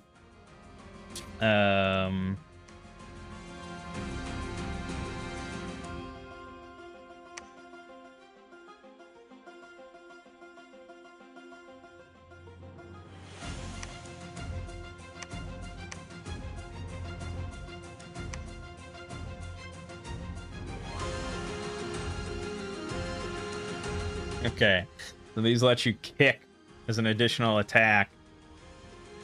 It says 0 damage, but obviously it's based on your strength and all this. So it's just like pure regular stat attack that you get as an extra one. But if I wanted to make those sword dudes as thugs, either looking at this to increase their map movement or just give them extra strength. But I'm more concerned about survivability. Don't think you can make any boosters at level 0. Or level 3, I mean. Owl Quills are pretty great to increase all our research, because we're going to be siphoning off mages constantly as part of our war effort. But unfortunately, my air income has not been great. I think I got to set a couple of these guys onto searching. We want to find earth sites, and we want to find air sites for sure. So I'm going to set you to auto search. Yeah. Hurts our research, but we've been doing pretty well on that. Yeah, we're at the top for research. That's nice. I don't know what the fuck Lanka's doing. You don't like magic, bro?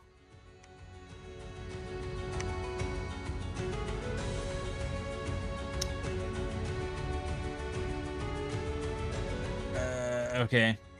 We lost 3 archers, 1 medium footman. We killed 28. They did have 7 heavy calves in there. It's a good thing I set my guys to shoot the cavalry. Let's take a look.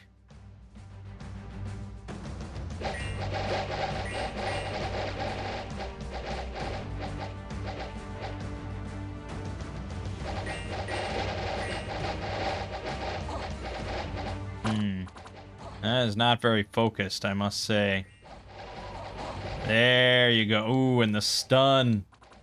Ooh, and the stun. Look at that stun. Yes.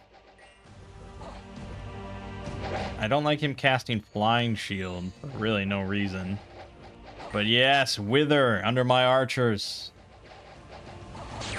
Excellent. Oh, and now he's blasting. Lightning bolts, lightning bolt, lightning bolt, lightning bolt.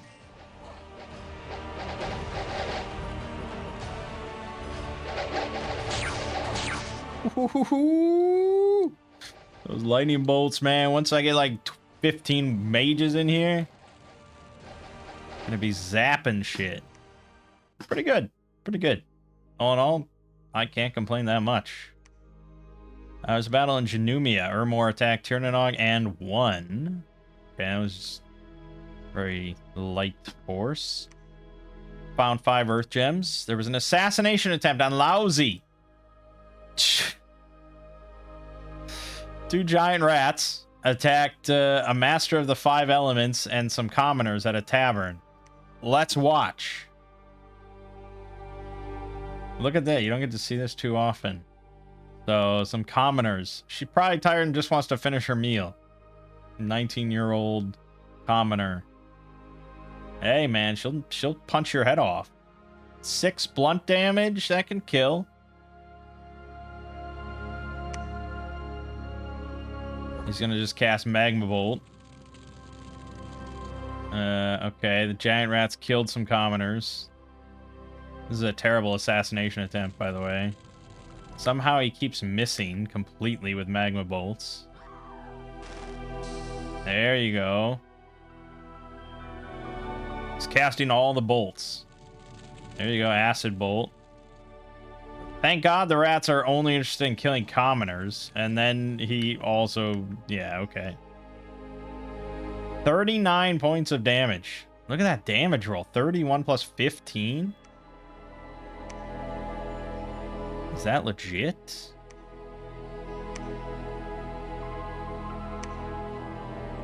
Let me just see real quick. Magma bolts. Yeah, damage 25 plus.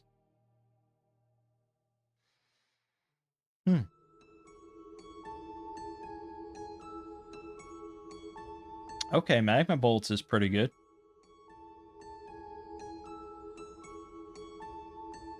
It's not bad. It's not bad. It's not bad.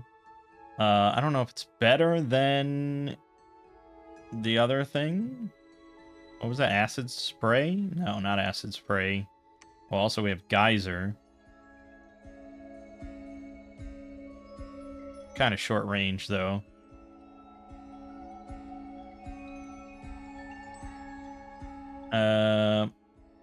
What was the spell that I was just looking at?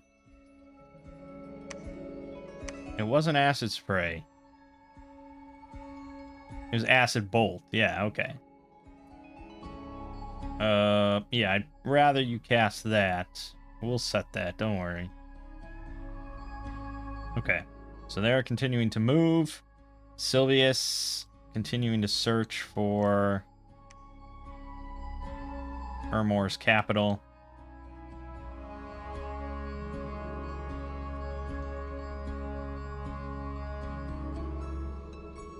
I feel like I used to have it where I could always see the flags. I mean, I get why I can't. It makes more sense.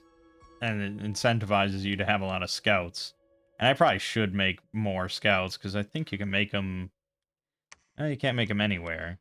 But I could make one here. They're pretty damn cheap.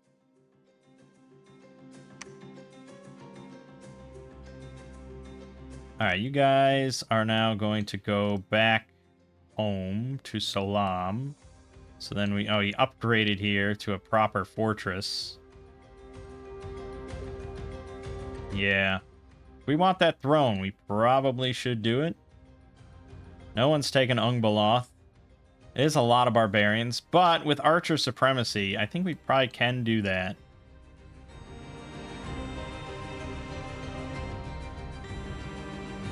It is another thing that I have to kind of protect, but I think we should maybe focus on that first. Nah. I think we got to take over this fort, smash it, because he's going to be pumping out units there to take on Salam and take this throne. So I think that's priority 1, and then we go to Ungbaloth.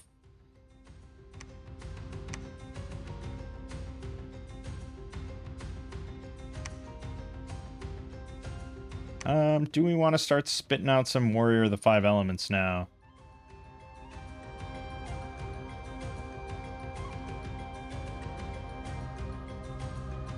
I don't know. I'm just not sure what to do with them. My blessing doesn't help them at all. And so without a good blessing, they're just kind of glass cannons. I mean, they're going to die in mass. And it's not like they're super expensive or anything, but it is a cost that could go elsewhere. So I don't think so. I think our power is going to be in our archers and our mages. So I'm going to be spending most of that on the... Now, I could start getting Celestial Masters instead, because that would allow us to get some very nice stuff. You know, 2 fire, 3 air, maybe, you know, stuff like that would be pretty handy. And these guys can fly, so we could definitely thug these guys out to be pretty powerful. Flying is really good for thugs, because if they can just swoop into the back, kill a commander, and rout the whole army, you know, that's a job done. That's simple. So that's viable. Yeah, these guys are also decent, because there's pretty good odds of getting... Well, it's not super good odds of getting 2 in 1. But it would allow us to get some astral stuff going. Which was the guys that can get +2? That's not... What was I... No. Who are the guys that can get +2 in one school? Am I losing my mind? It's none of you? No, it's none of you. Where the fuck was I looking where I saw +2 to one school?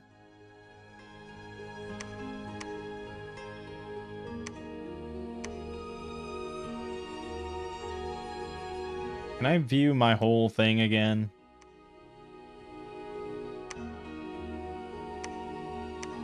This guy, Master of the Sword.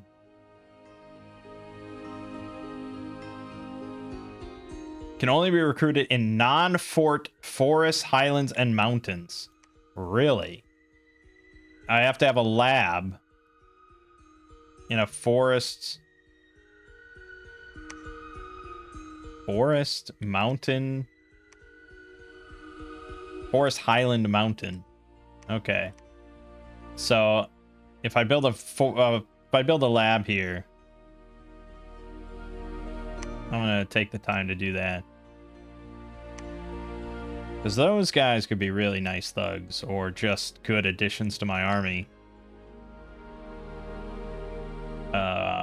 Yeah, we're hurting for cash a little bit again, but we're gonna get enchantment 4 now. Found a magic site in Mins. Earthblood Seepage. Love it. One of Yanlo's crippled units died during the march. And unrest. Growing. Superstition. Fear and jealousy. In the range of shadow. I don't like it.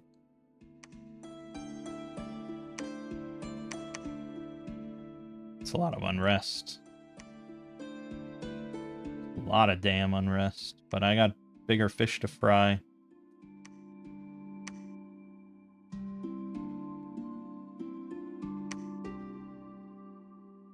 Yeah, he's leaving this way too undefended. We're gonna smash it. So now we can make Master of the Sword here. 1 every 2 turns. They're not really good researchers, obviously. They study the blade. But they got Spirit Strike. Armor piercing, does max 1 point of damage, but it stuns.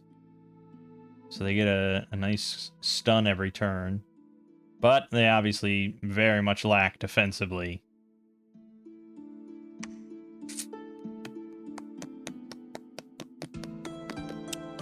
But that's where gear comes in. Yes. Kind of expensive. I'm not going to repeat that. I just want a couple of them. Oh yeah, we have a scout again. Another scout. Let's send you over there. And you guys, just for one turn, don't want to forge anything. Can I forge anything for Yan Lo to make him better at what he does? I can give him temporary fire gem, but he doesn't do any fire shit, so it's nothing. Attack skill doesn't really help him. Precision does. Honestly, this is going to be good for a lot of my guys. Although we did go for that for the blessing, so it's not redonkulous. Temporary astral gems too. Bracers of protection. Magic resistance. Stone birds.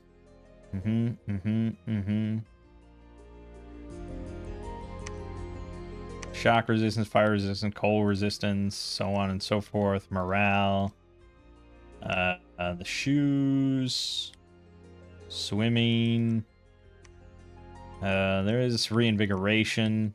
It's not a terrible idea. Just give him air shield at all times. It's not a bad idea. I mean, having all our mages just have... Oh, here is the lion pelt. Gives invulnerability 18.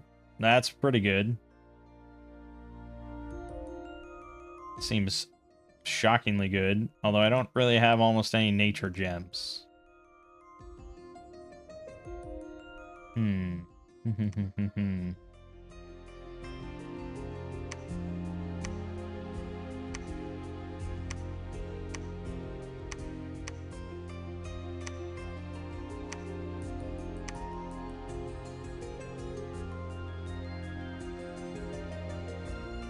Air shield 80. That's earth air. That's not bad. We mostly want something to do with water, though. So, Gao Ya, what can you forge? Let's just look at water items for the moment.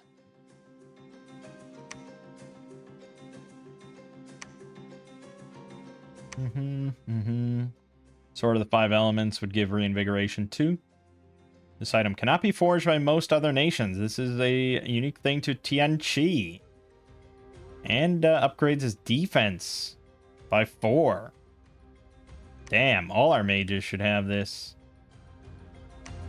Well, yeah, I mean, for now, let's just make one. And then you guys can just be on research. Unless there's a good ritual I could cast.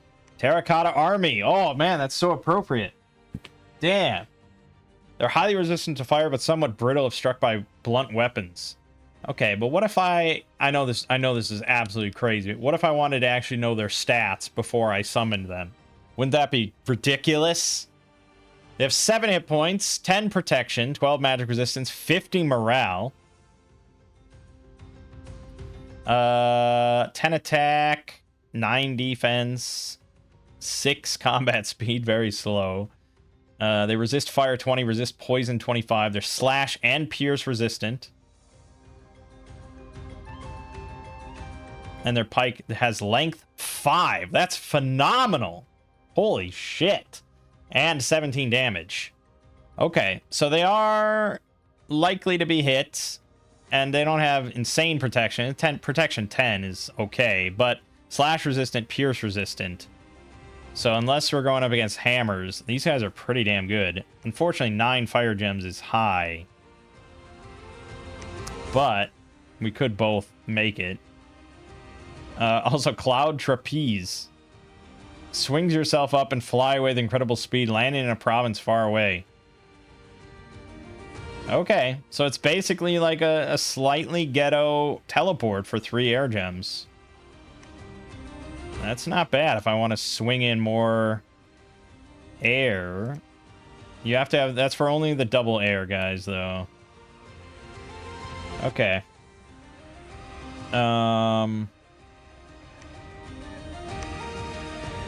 Yeah, I wish we had more double earth. But I guess it is what it is. It is what it is, and what it is the end of the turn. And that was it. Terracotta Army.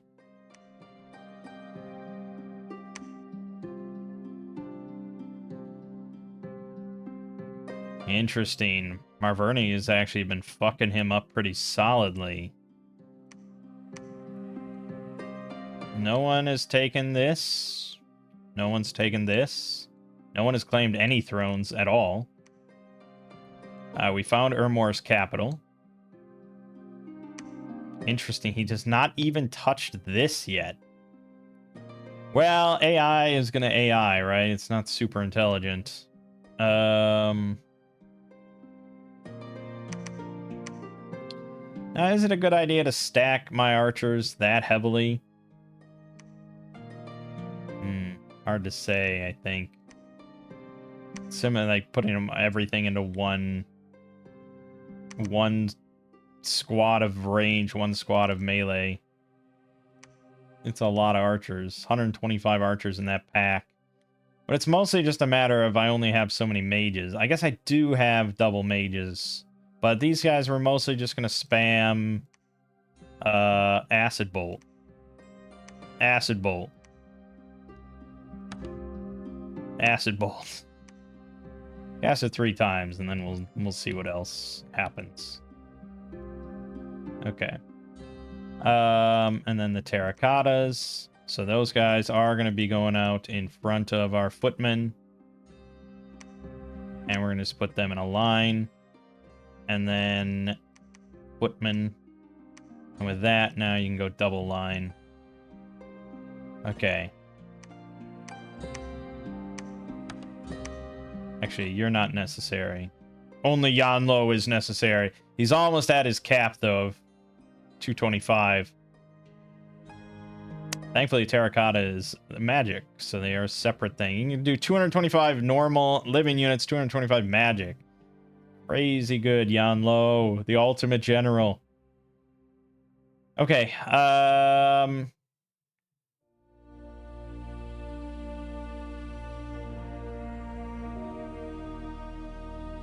yeah, I hesitate on temper armor just because they're in a big line, and I don't know if that's the way to go compared to just sending out lightning bolts or... Oh, you can now do true shot warriors. And also Earth Shatter Hammer, but it's very low effect. Shroud of Flying Shards is a personal buff for him. Spell Ward. Yeah, if we're going against an enemy spellcaster. Look at this one, though. Astral Healing. The entire battlefield, all friendly units get healed. Healed for 2, apparently. So, very high fatigue cost. This is definitely something you'd want to be throwing in with a communion, which I know I still haven't explained. True Shot Warriors is what we might be interested in. How many air gems do I have? 13. Okay. I'm gonna give him 6. We're gonna make sure he doesn't cast that on other shit. But you are now going to cast True Shot Warriors. And then... there is a benefit, I would say, to casting Gift of Giant Strength. But honestly, I feel like the stun is just so freaking powerful for our setup that I just want him to cast that. And I want him to be conservative about gems. Just the one True Shot Warriors. That's area effect 20. 20 squares, which covers in a box formation. That's 60 of my guys. Yeah, so not all of them. It'd probably still benefit from doing this other spell cast.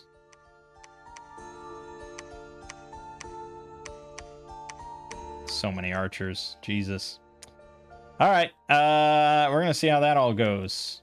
And we're going to go attack Cracked Earth against 7 barbarians. That'll be fun. Okay. We're pretty much good here. Actually, you're not involved. You're going back home.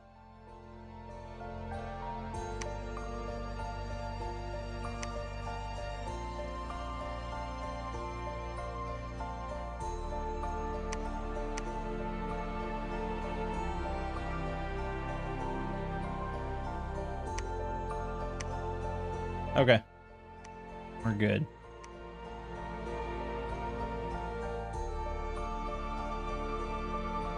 Okay. Well, obviously we won.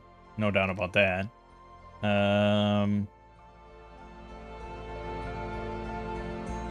They lost 15 units. I only killed 13. What's the explanation?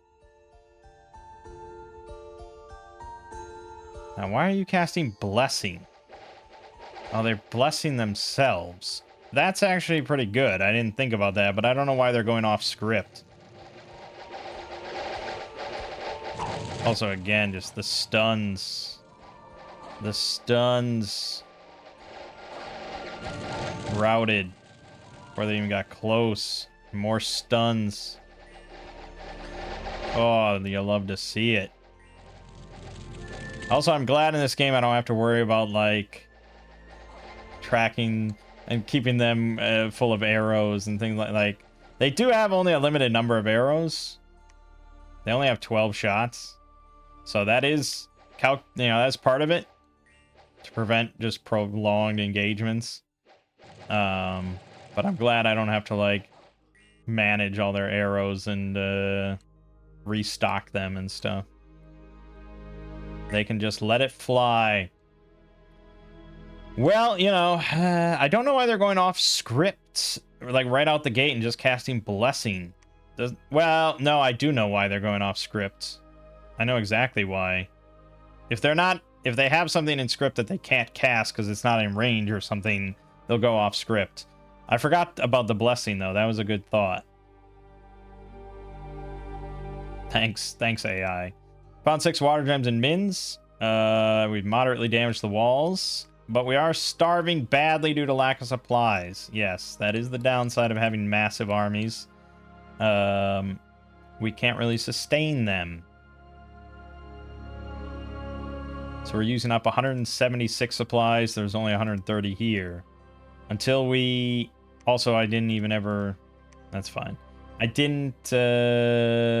Until we take the province. We're on pretty limited supplies here. Yeah, but I mean, what... I could break off some of the mages and send them back to Solam with some units, I suppose. Okay, we'll have the guys that are doing the acid bolts.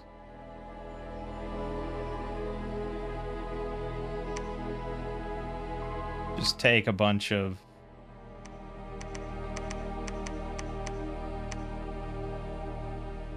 Okay, well, that's the opposite of what I wanted. Fuck. Yes.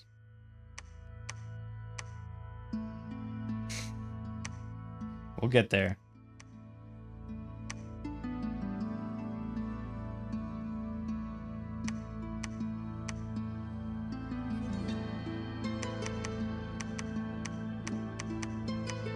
Oh, God. Okay. So that's Gao Yao and Laozi. Yes. You're gonna go back to Solam. Okay. Good. How's our Dominion doing? Okay, we are now on top for Dominion. I'm pretty pleased with that. Even though, like, I haven't really been building that many temples or anything, but...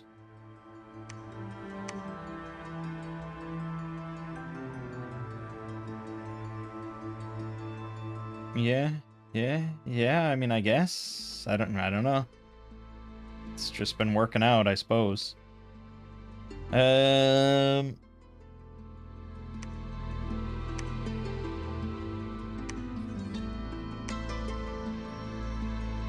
Okay.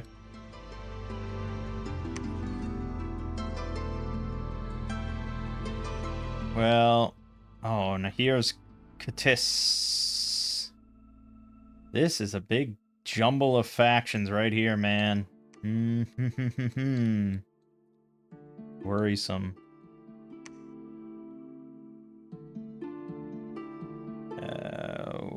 Okay, actually, we got our first guy, so he's heir 2, which means in combat he could cast Shockwave, but he doesn't have any shock resistance, so he'd have to cast protection from lightning, which gives him plus 10 shock resistance. He... Oh, but then he also could cast personal flight. Yes, this makes him pretty solid for this purpose.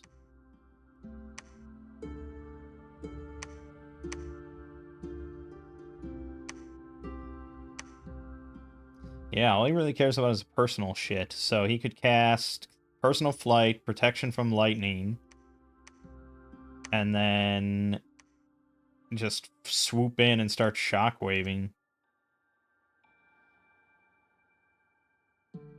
Also air shield. But I don't know if that's as important. But I don't know if I can have him fly and then guarantee that he casts Shockwave, to be honest. Because I can have him attack the rearmost, but I can't have him cast anything on the rearmost, you know? It doesn't work like that. So I don't know if that strat specifically works, but I can give him flight, and I can give him some good gear. And we can hope for the best.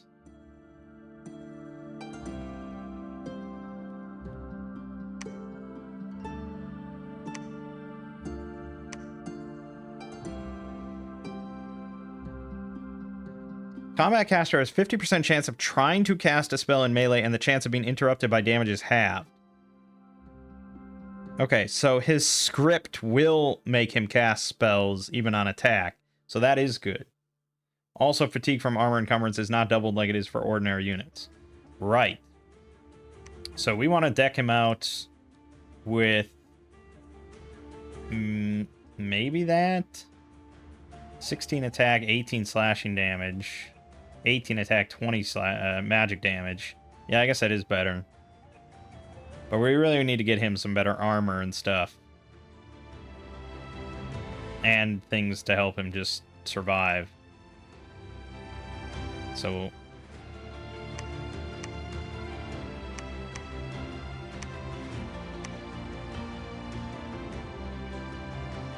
like the weightless tower shield. But again, this all requires air. We want specifically not air. We want water or fire or earth. Earth. The black steel tower shield is pretty good. High protection value. But it does lower his defense and adds to encumbrance. But it's better than the kite shield.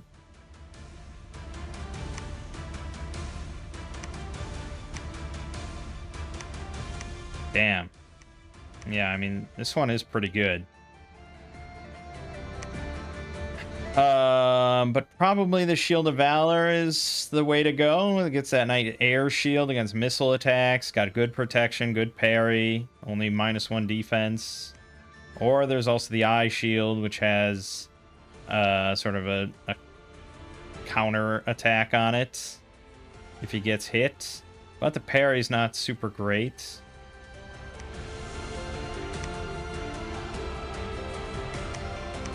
Make the shield...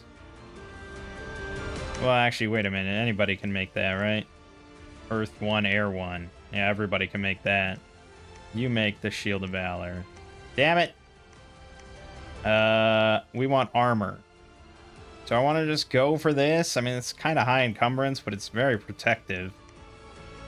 No, we probably want this thing. Invulnerability 18 is just super good. Make that. And you make the Shield of Valor. We have a weapon. We don't have a helmet. We need a helmet. What can you make? The Horned Helmet gives you a gore attack, which is not a bad choice, I would say. But we have no nature gems, so that's not ideal. Well,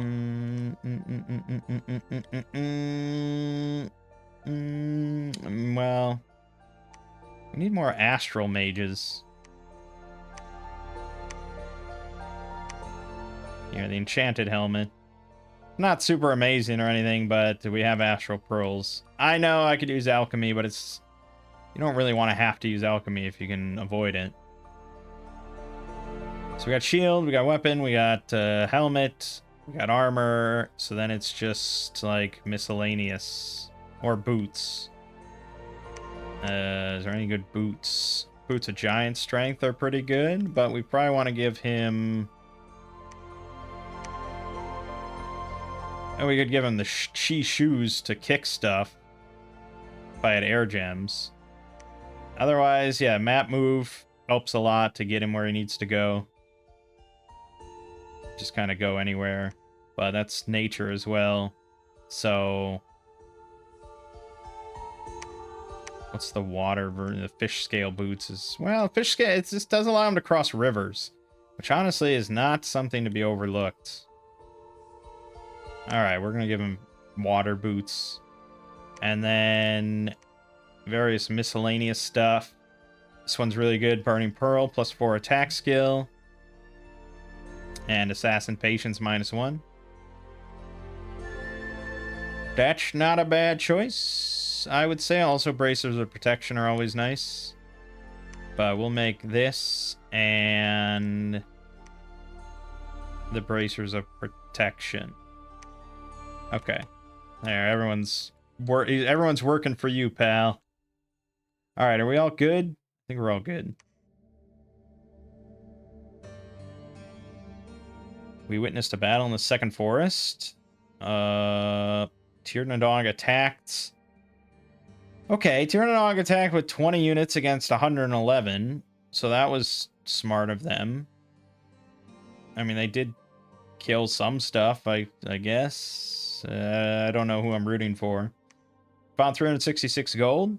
We have started severely damaged, and there's still a lack of supplies, so diseases are spreading.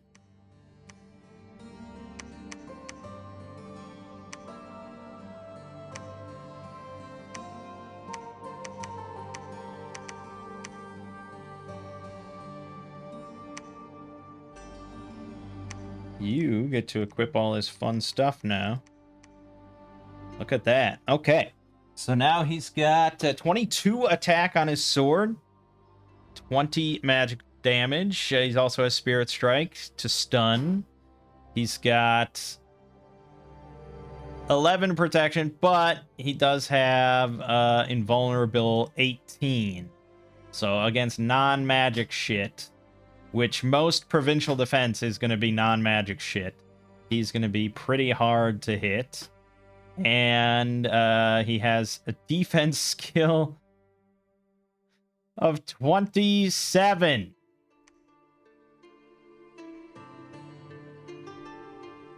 Oh, so that defense skill, when shown, always includes the parry value.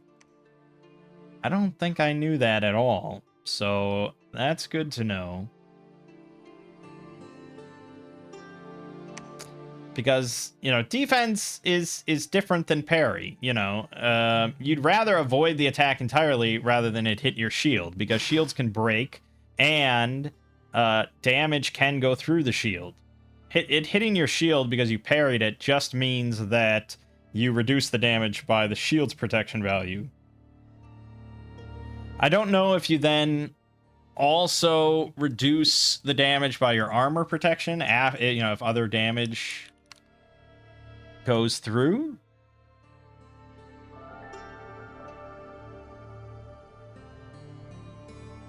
When an attack is parried, shield's protection is subtracted from the damage roll. Blah, blah, blah, blah, blah. Blah, blah, blah. Blah, blah, blah. I mean, it doesn't say then what happens to damage that's left over.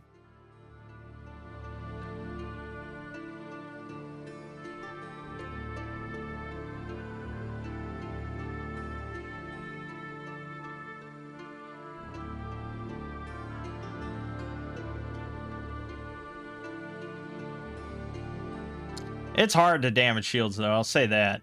You have to do... To damage a shield, which reduces its protection value by 20%, you have to do more than 3 times the shield's protection value plus 5 in damage before protection is applied. So for this, that would be 26 times 3. So that would be 78. You'd have to do 78 damage in one hit to the shield for this thing to get damaged. To break it, you'd have to do 5 times that value. So, and if it's a magic shield that you've equipped, which ours is, then it will just repair any damage after battle. So, yeah. Okay, I think he's pretty good. He only has a map move of 16, which is why I said that Boots of Striding probably better, but this at least he can cross rivers, which helps a little bit with maneuverability. So what is he going to do? Well, he's going to be... he's going to be taking out any completely undefended territories that enemies have left behind. So we're going to give him personal flight, and we're going to give him... Yeah, we probably should give him protection from lightning, because I feel like he's going to cast Shockwave in battle. So that's fine. And then we're going to have him attack the rearmost to try and snipe a commander.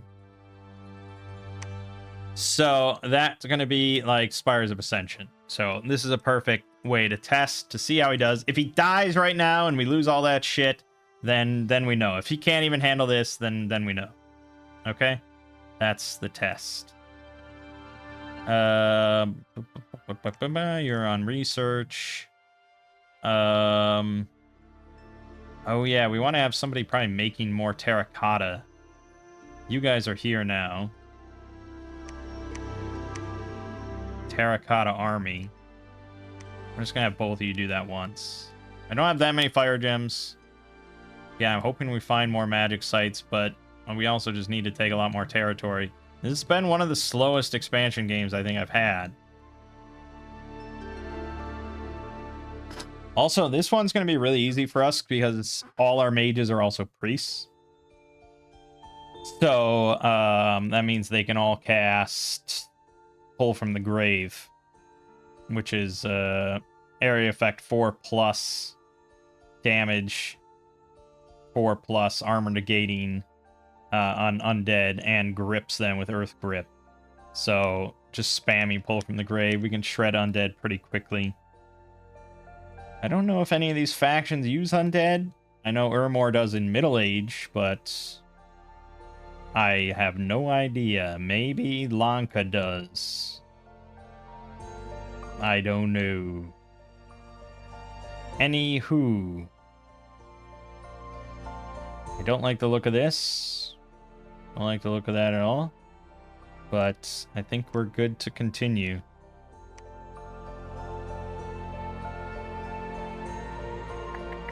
All right, we found an Imperial Quarry. Excellent. There's a battle in Spires of Ascension. All right, well, there you have it. He died instantly. His first battle, we geared him all the way up. He couldn't handle it. So personal flight. And they're moving out, man. I mean, but the commander might have also just moved with them. And he got really unfortunately...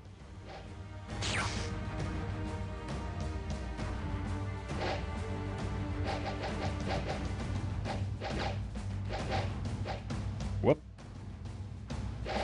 All the way there. Why there?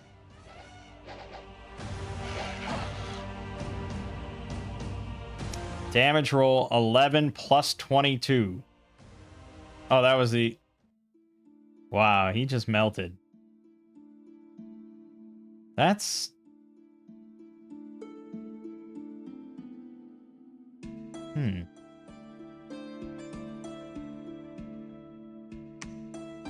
Alright, now, to be fair, say we had 4 of those guys, and we put them in our army, in our main army. Like, we just had him come along with the main army.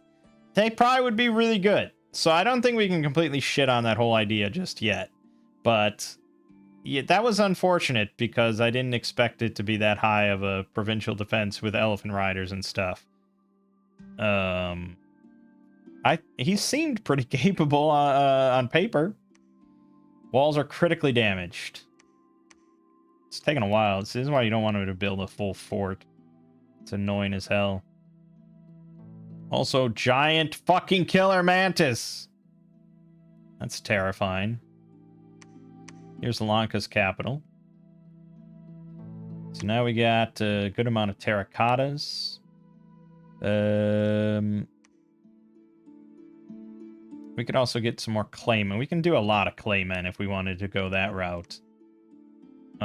Or I can start gearing up some more of those guys, or making gear for Yan Lo. One of the two. But you might want to just hold off on that until I get greater magic items.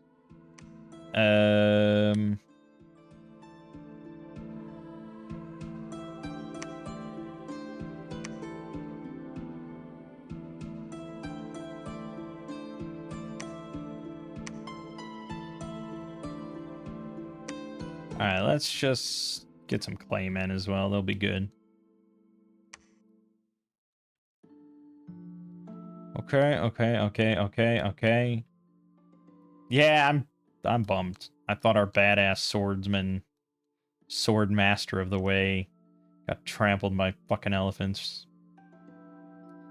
We found Stray Wild Forest. Excellent. And we have breached cracked earth. It is ready to fall. Which is good, because the supplies have been still an issue. You can see we have lost men. Actually, I don't think we lost that, because I peeled away, what, 50 of them? So I don't know if we lost that many, but they might be diseased. Yeah, disease, chest wound, starving. We gotta take this now. So,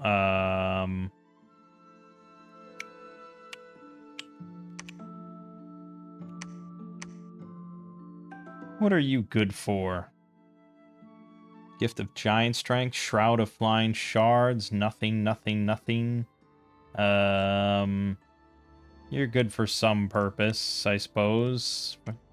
Just throw you into cast spells. Go there.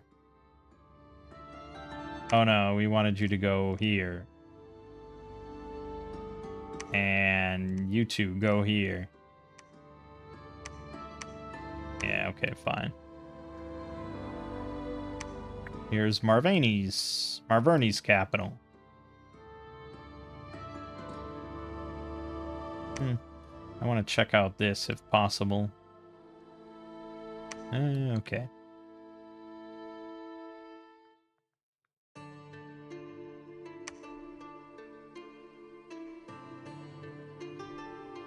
Those guys look kind of undead, don't they? Ghana's? Do we think a Ghana is an undead unit? Ghana.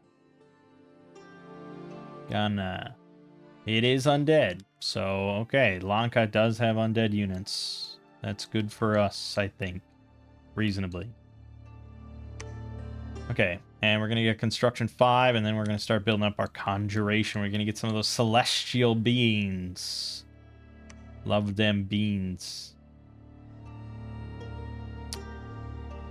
Proclamation from Ermor, new prophet. There was a battle we witnessed in Kratos. Katis attacked with 56 against 35, and they lost. Dang.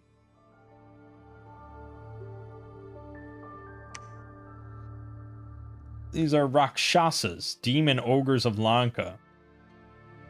30 hit points, 12 protection, 14 morale. They're sacred. They're demons. They have dark vision, chaos power, 27 damage, 13 attack on their falchions. Not super durable or anything, but yikes. He only lost one of his 4. And he lost his high priest. Boy. In here. Oh boy, it was a bit of a bloodbath. We lost 30 archers, 36 footmen, 6 medium footmen, all 30 terracotta soldiers. We lost almost half our forces, but we didn't lose any of our mages or Yan Lo, and that's the main thing, because those other units are pretty cheap. And we killed his champion. We didn't kill his She-Lord or any of his sorceresses. Probably were doing some nasty stuff to us. We killed slightly over half, so it's a bit better of a kill ratio. Thankfully, our morale held, and that's mainly due to Yan Lo being the general of all generals. We could watch it, but I hate to see all my men die from things I probably could have fixed, so... oh, wait a minute. Tirnanog rode out to fight us. And then we had to do the battle, and we failed. What the fuck? Well, thankfully, I still didn't lose Yan Lo. I lost one mage. Where are all the other mages? They all got routed. One went back to Salam, one went back to Salam. Yan Lo went back to Salam, but then he was also at the battle. I don't know. Total of 53 retreated on their own. 28 made it back to friendly territory. So he didn't take the fort, and now he's rebuilding it. Fuck. So we're down to... So there's still 2 mages there.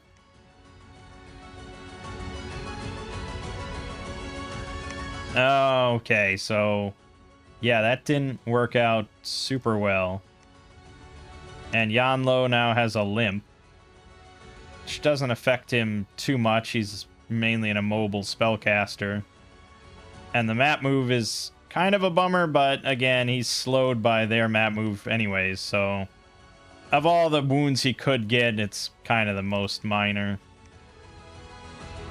Okay, we got terracottas, we got claymen. They can be at the front.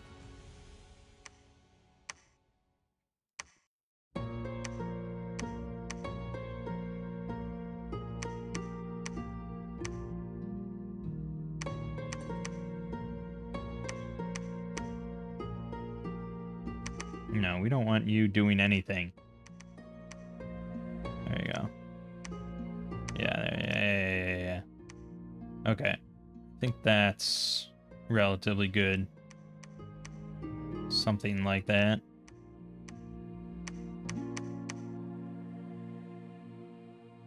Okay. Hold and attack closest. Hold and attack closest.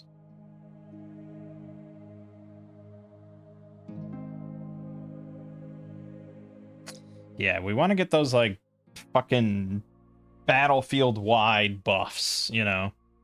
Because that's basically the best thing we get, since we're not really doing sacred units, you know? So, we want, ideally...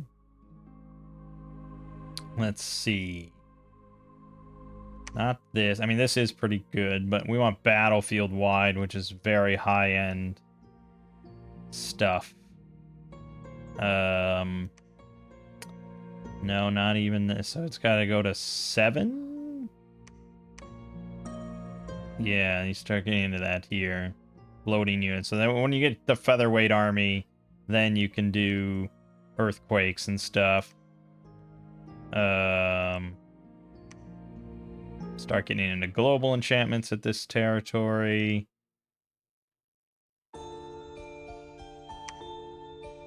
Grant you the whole battlefield the ability to fly. Fucking chaos. Army regeneration.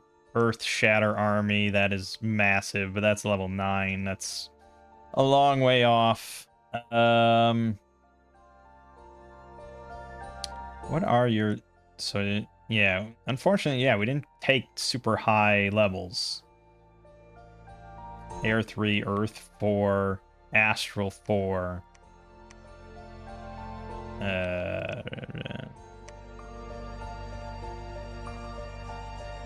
So yeah, a lot of these are sort of beyond us without boosters, but we will be getting some boosters. So yeah, we can get Featherweight Army if we want to then cast Earthquake, which is pretty decent. Earthquake here. Requires 3 Earth Gems to cast. And it's not like it does insane amount of damage, but it's 8 armor piercing on the whole battlefield, as long as they're not riding or flying. And it stuns everybody. So that's not a bad strat, I think.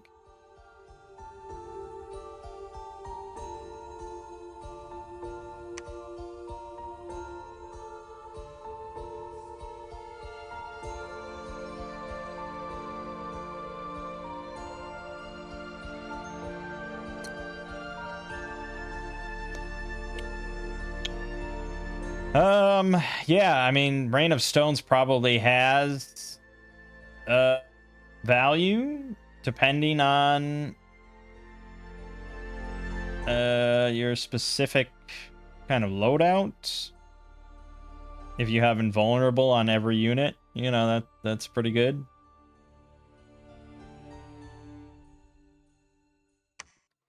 Chain Lightning would be very nice to get, I suppose. With an Earth Booster or just an Earth Gem, could cast Meteor Shower. Again, it's just like random 150 magical damage meteors on the battlefield. Seems really iffy unless I'm just playing, if he's going in solo, you know? So I don't think that any of the evocation stuff on the high end is really going to be super viable.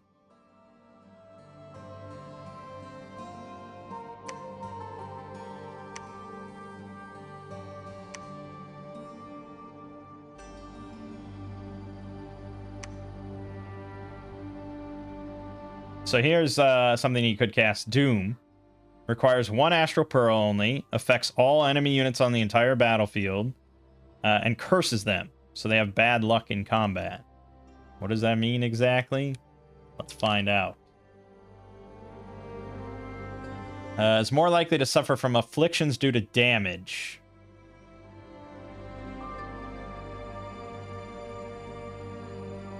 That's it. That's what it means. But that means that... doesn't it... I guess it doesn't necessarily...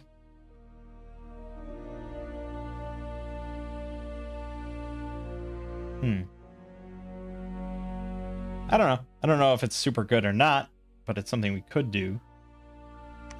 Could also, if we get an Astral Booster, cast Will of the Fates. So this will make all our units negate the first successful strike against them. That's super good. That basically, like, for our kind of troops, that basically doubles their health, essentially. Or doubles, like, you know, I don't know how you'd really compare it, but yeah, obviously super good. It is hefty. 200 fatigue cost means that when you cast that, you're kind of out of it for a number of turns, unless we're in a communion. But we could slap some slaves onto Yan Lo, because I do have Yazi here, who could be a slave. As long as we get one other one, that is possible, and we should get another Astral one eventually. Things to consider, for sure. Okay, you're gonna go back again to get more troops. I guess we're gonna march back in to try and finish this off, because we got mages sitting there right now. Han, you were auto-searching, I think? I guess I'll keep you auto-searching.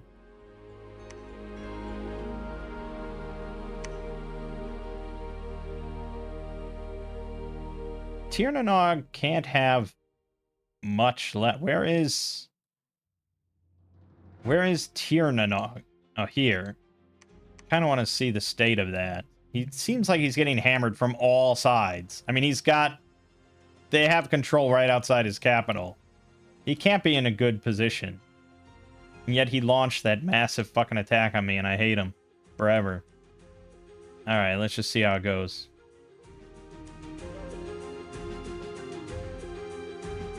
Okay, Prophet, we witnessed a battle. Katis trying to thug with a Bane, which is a decent thug. Our battle in... There was a battle in Salam. Oh, okay. Tried to just attack, and we kicked his ass with our provincials. Cracked Earth. We got attacked in the Cracked Earth. We lost 1 archer, 2 footmen, 1 medium footman. And we killed that She-Lord and a sorceress. These guys are nasty. They're always getting kills. Okay, good. Nature Gem +2, Dominion +2, Nature Gem +1. This is all going great! Another arena battle. And we have breached. We're starving badly. I know, but we're gonna get it this turn.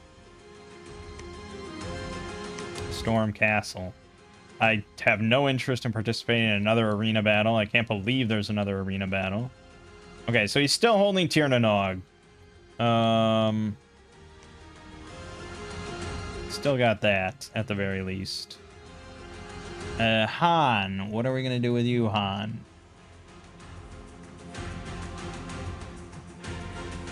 Yeah, I mean, I know at a certain point we do need to make, like, another army, right? That is an important thing we should be doing.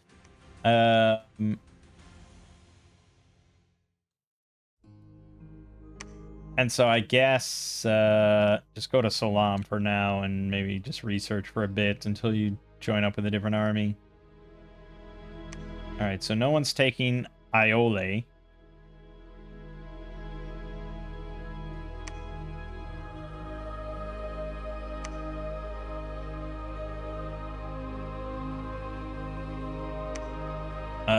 We got attacked again. Where is he just pumping out? This is an insane amount of units he has. But I guess, like, we don't kill all of them, you know? And man, oh man, he killed 137. Fuck. Is this just on an open battlefield? It is. Man, he's got a lot of fucking units. Christ.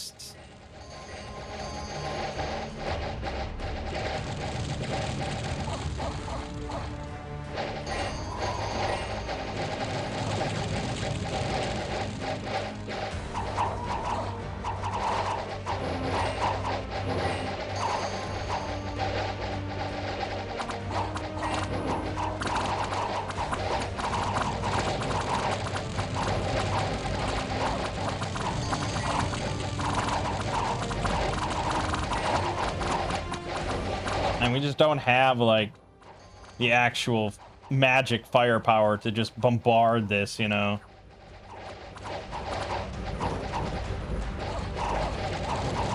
Also, yeah, my guys are getting pretty badly clumped up in the middle, but yeah, the idea was mostly just to expend the claymen constantly in the terracotta, which we did, I suppose. We would have been worse off without them. But my archers are not getting that many kills.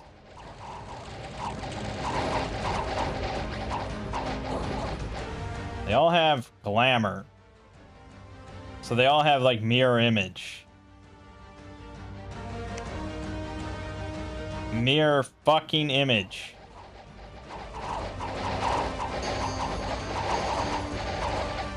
Which is part of the problem. They're just annoying. They're just fucking annoying. So I got routed, and then it's just all up to my archers, who ran out of arrows and now have to go into melee with their short swords. Did we win this battle? We did win it, but I don't feel like we won the follow-up. Yep, we failed. We lost 2 more mages because it was just our general who killed 32. But we lost more mages, and we still didn't... It's just non-stop. I guess fuck it. I don't care anymore. I'd rather just stay on the defense now and build up a massive army.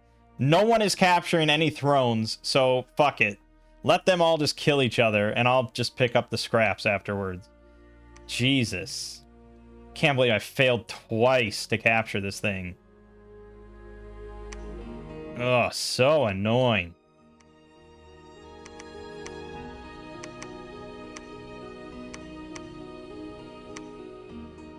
Okay. I gotta end the video, but this is crazy. I only have 8 provinces.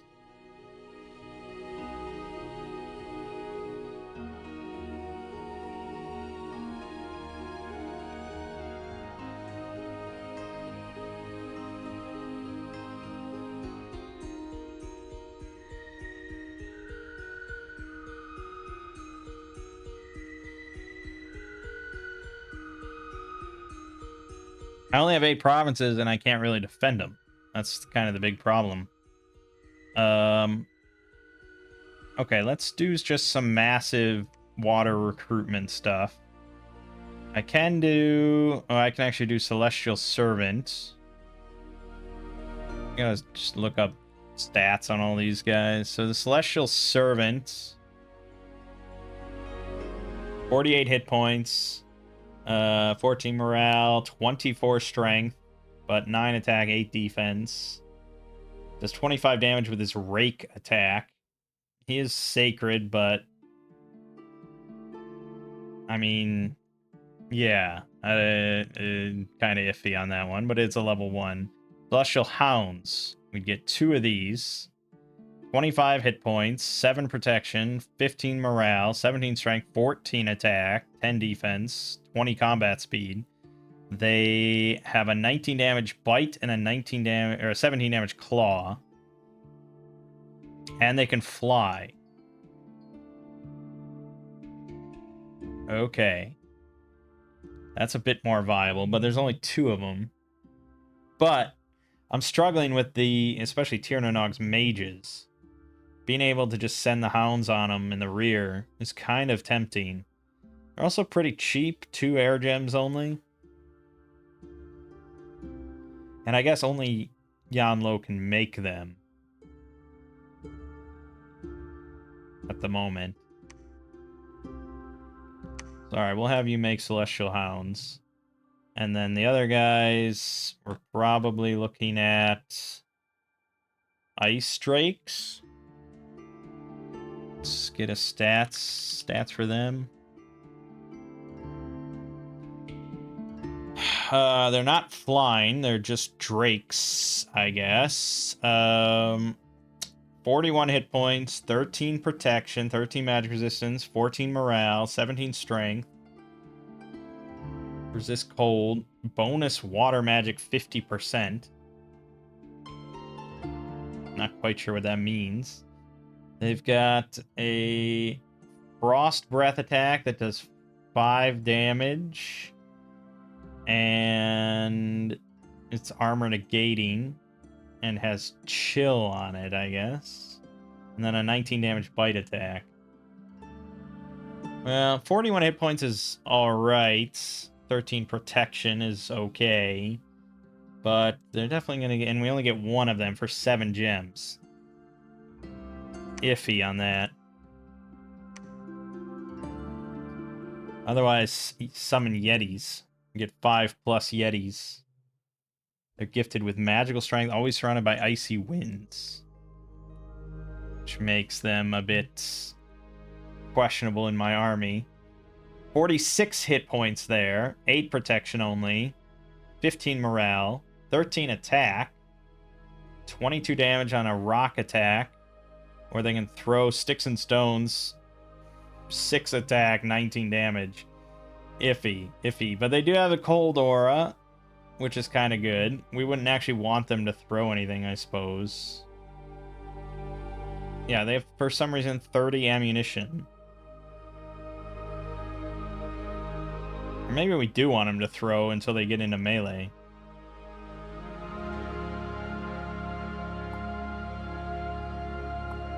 Yeah, and the cold aura. Okay, I think that's somewhat viable. They're still gonna die, but at least we get a bunch of them. So let's summon Yetis. And you will summon... Oh, air gems I don't have as much of. Shit, you're not good at summoning. Unless I want to summon ogres. Oh, no, you can do claymen. Yeah, claymen. Or the terracotta army, but fire gems are a little bit more precious, so... Claymen. Okay. Like I said, I kind of have to end the video. This hasn't gone as well as I would like, to say the least.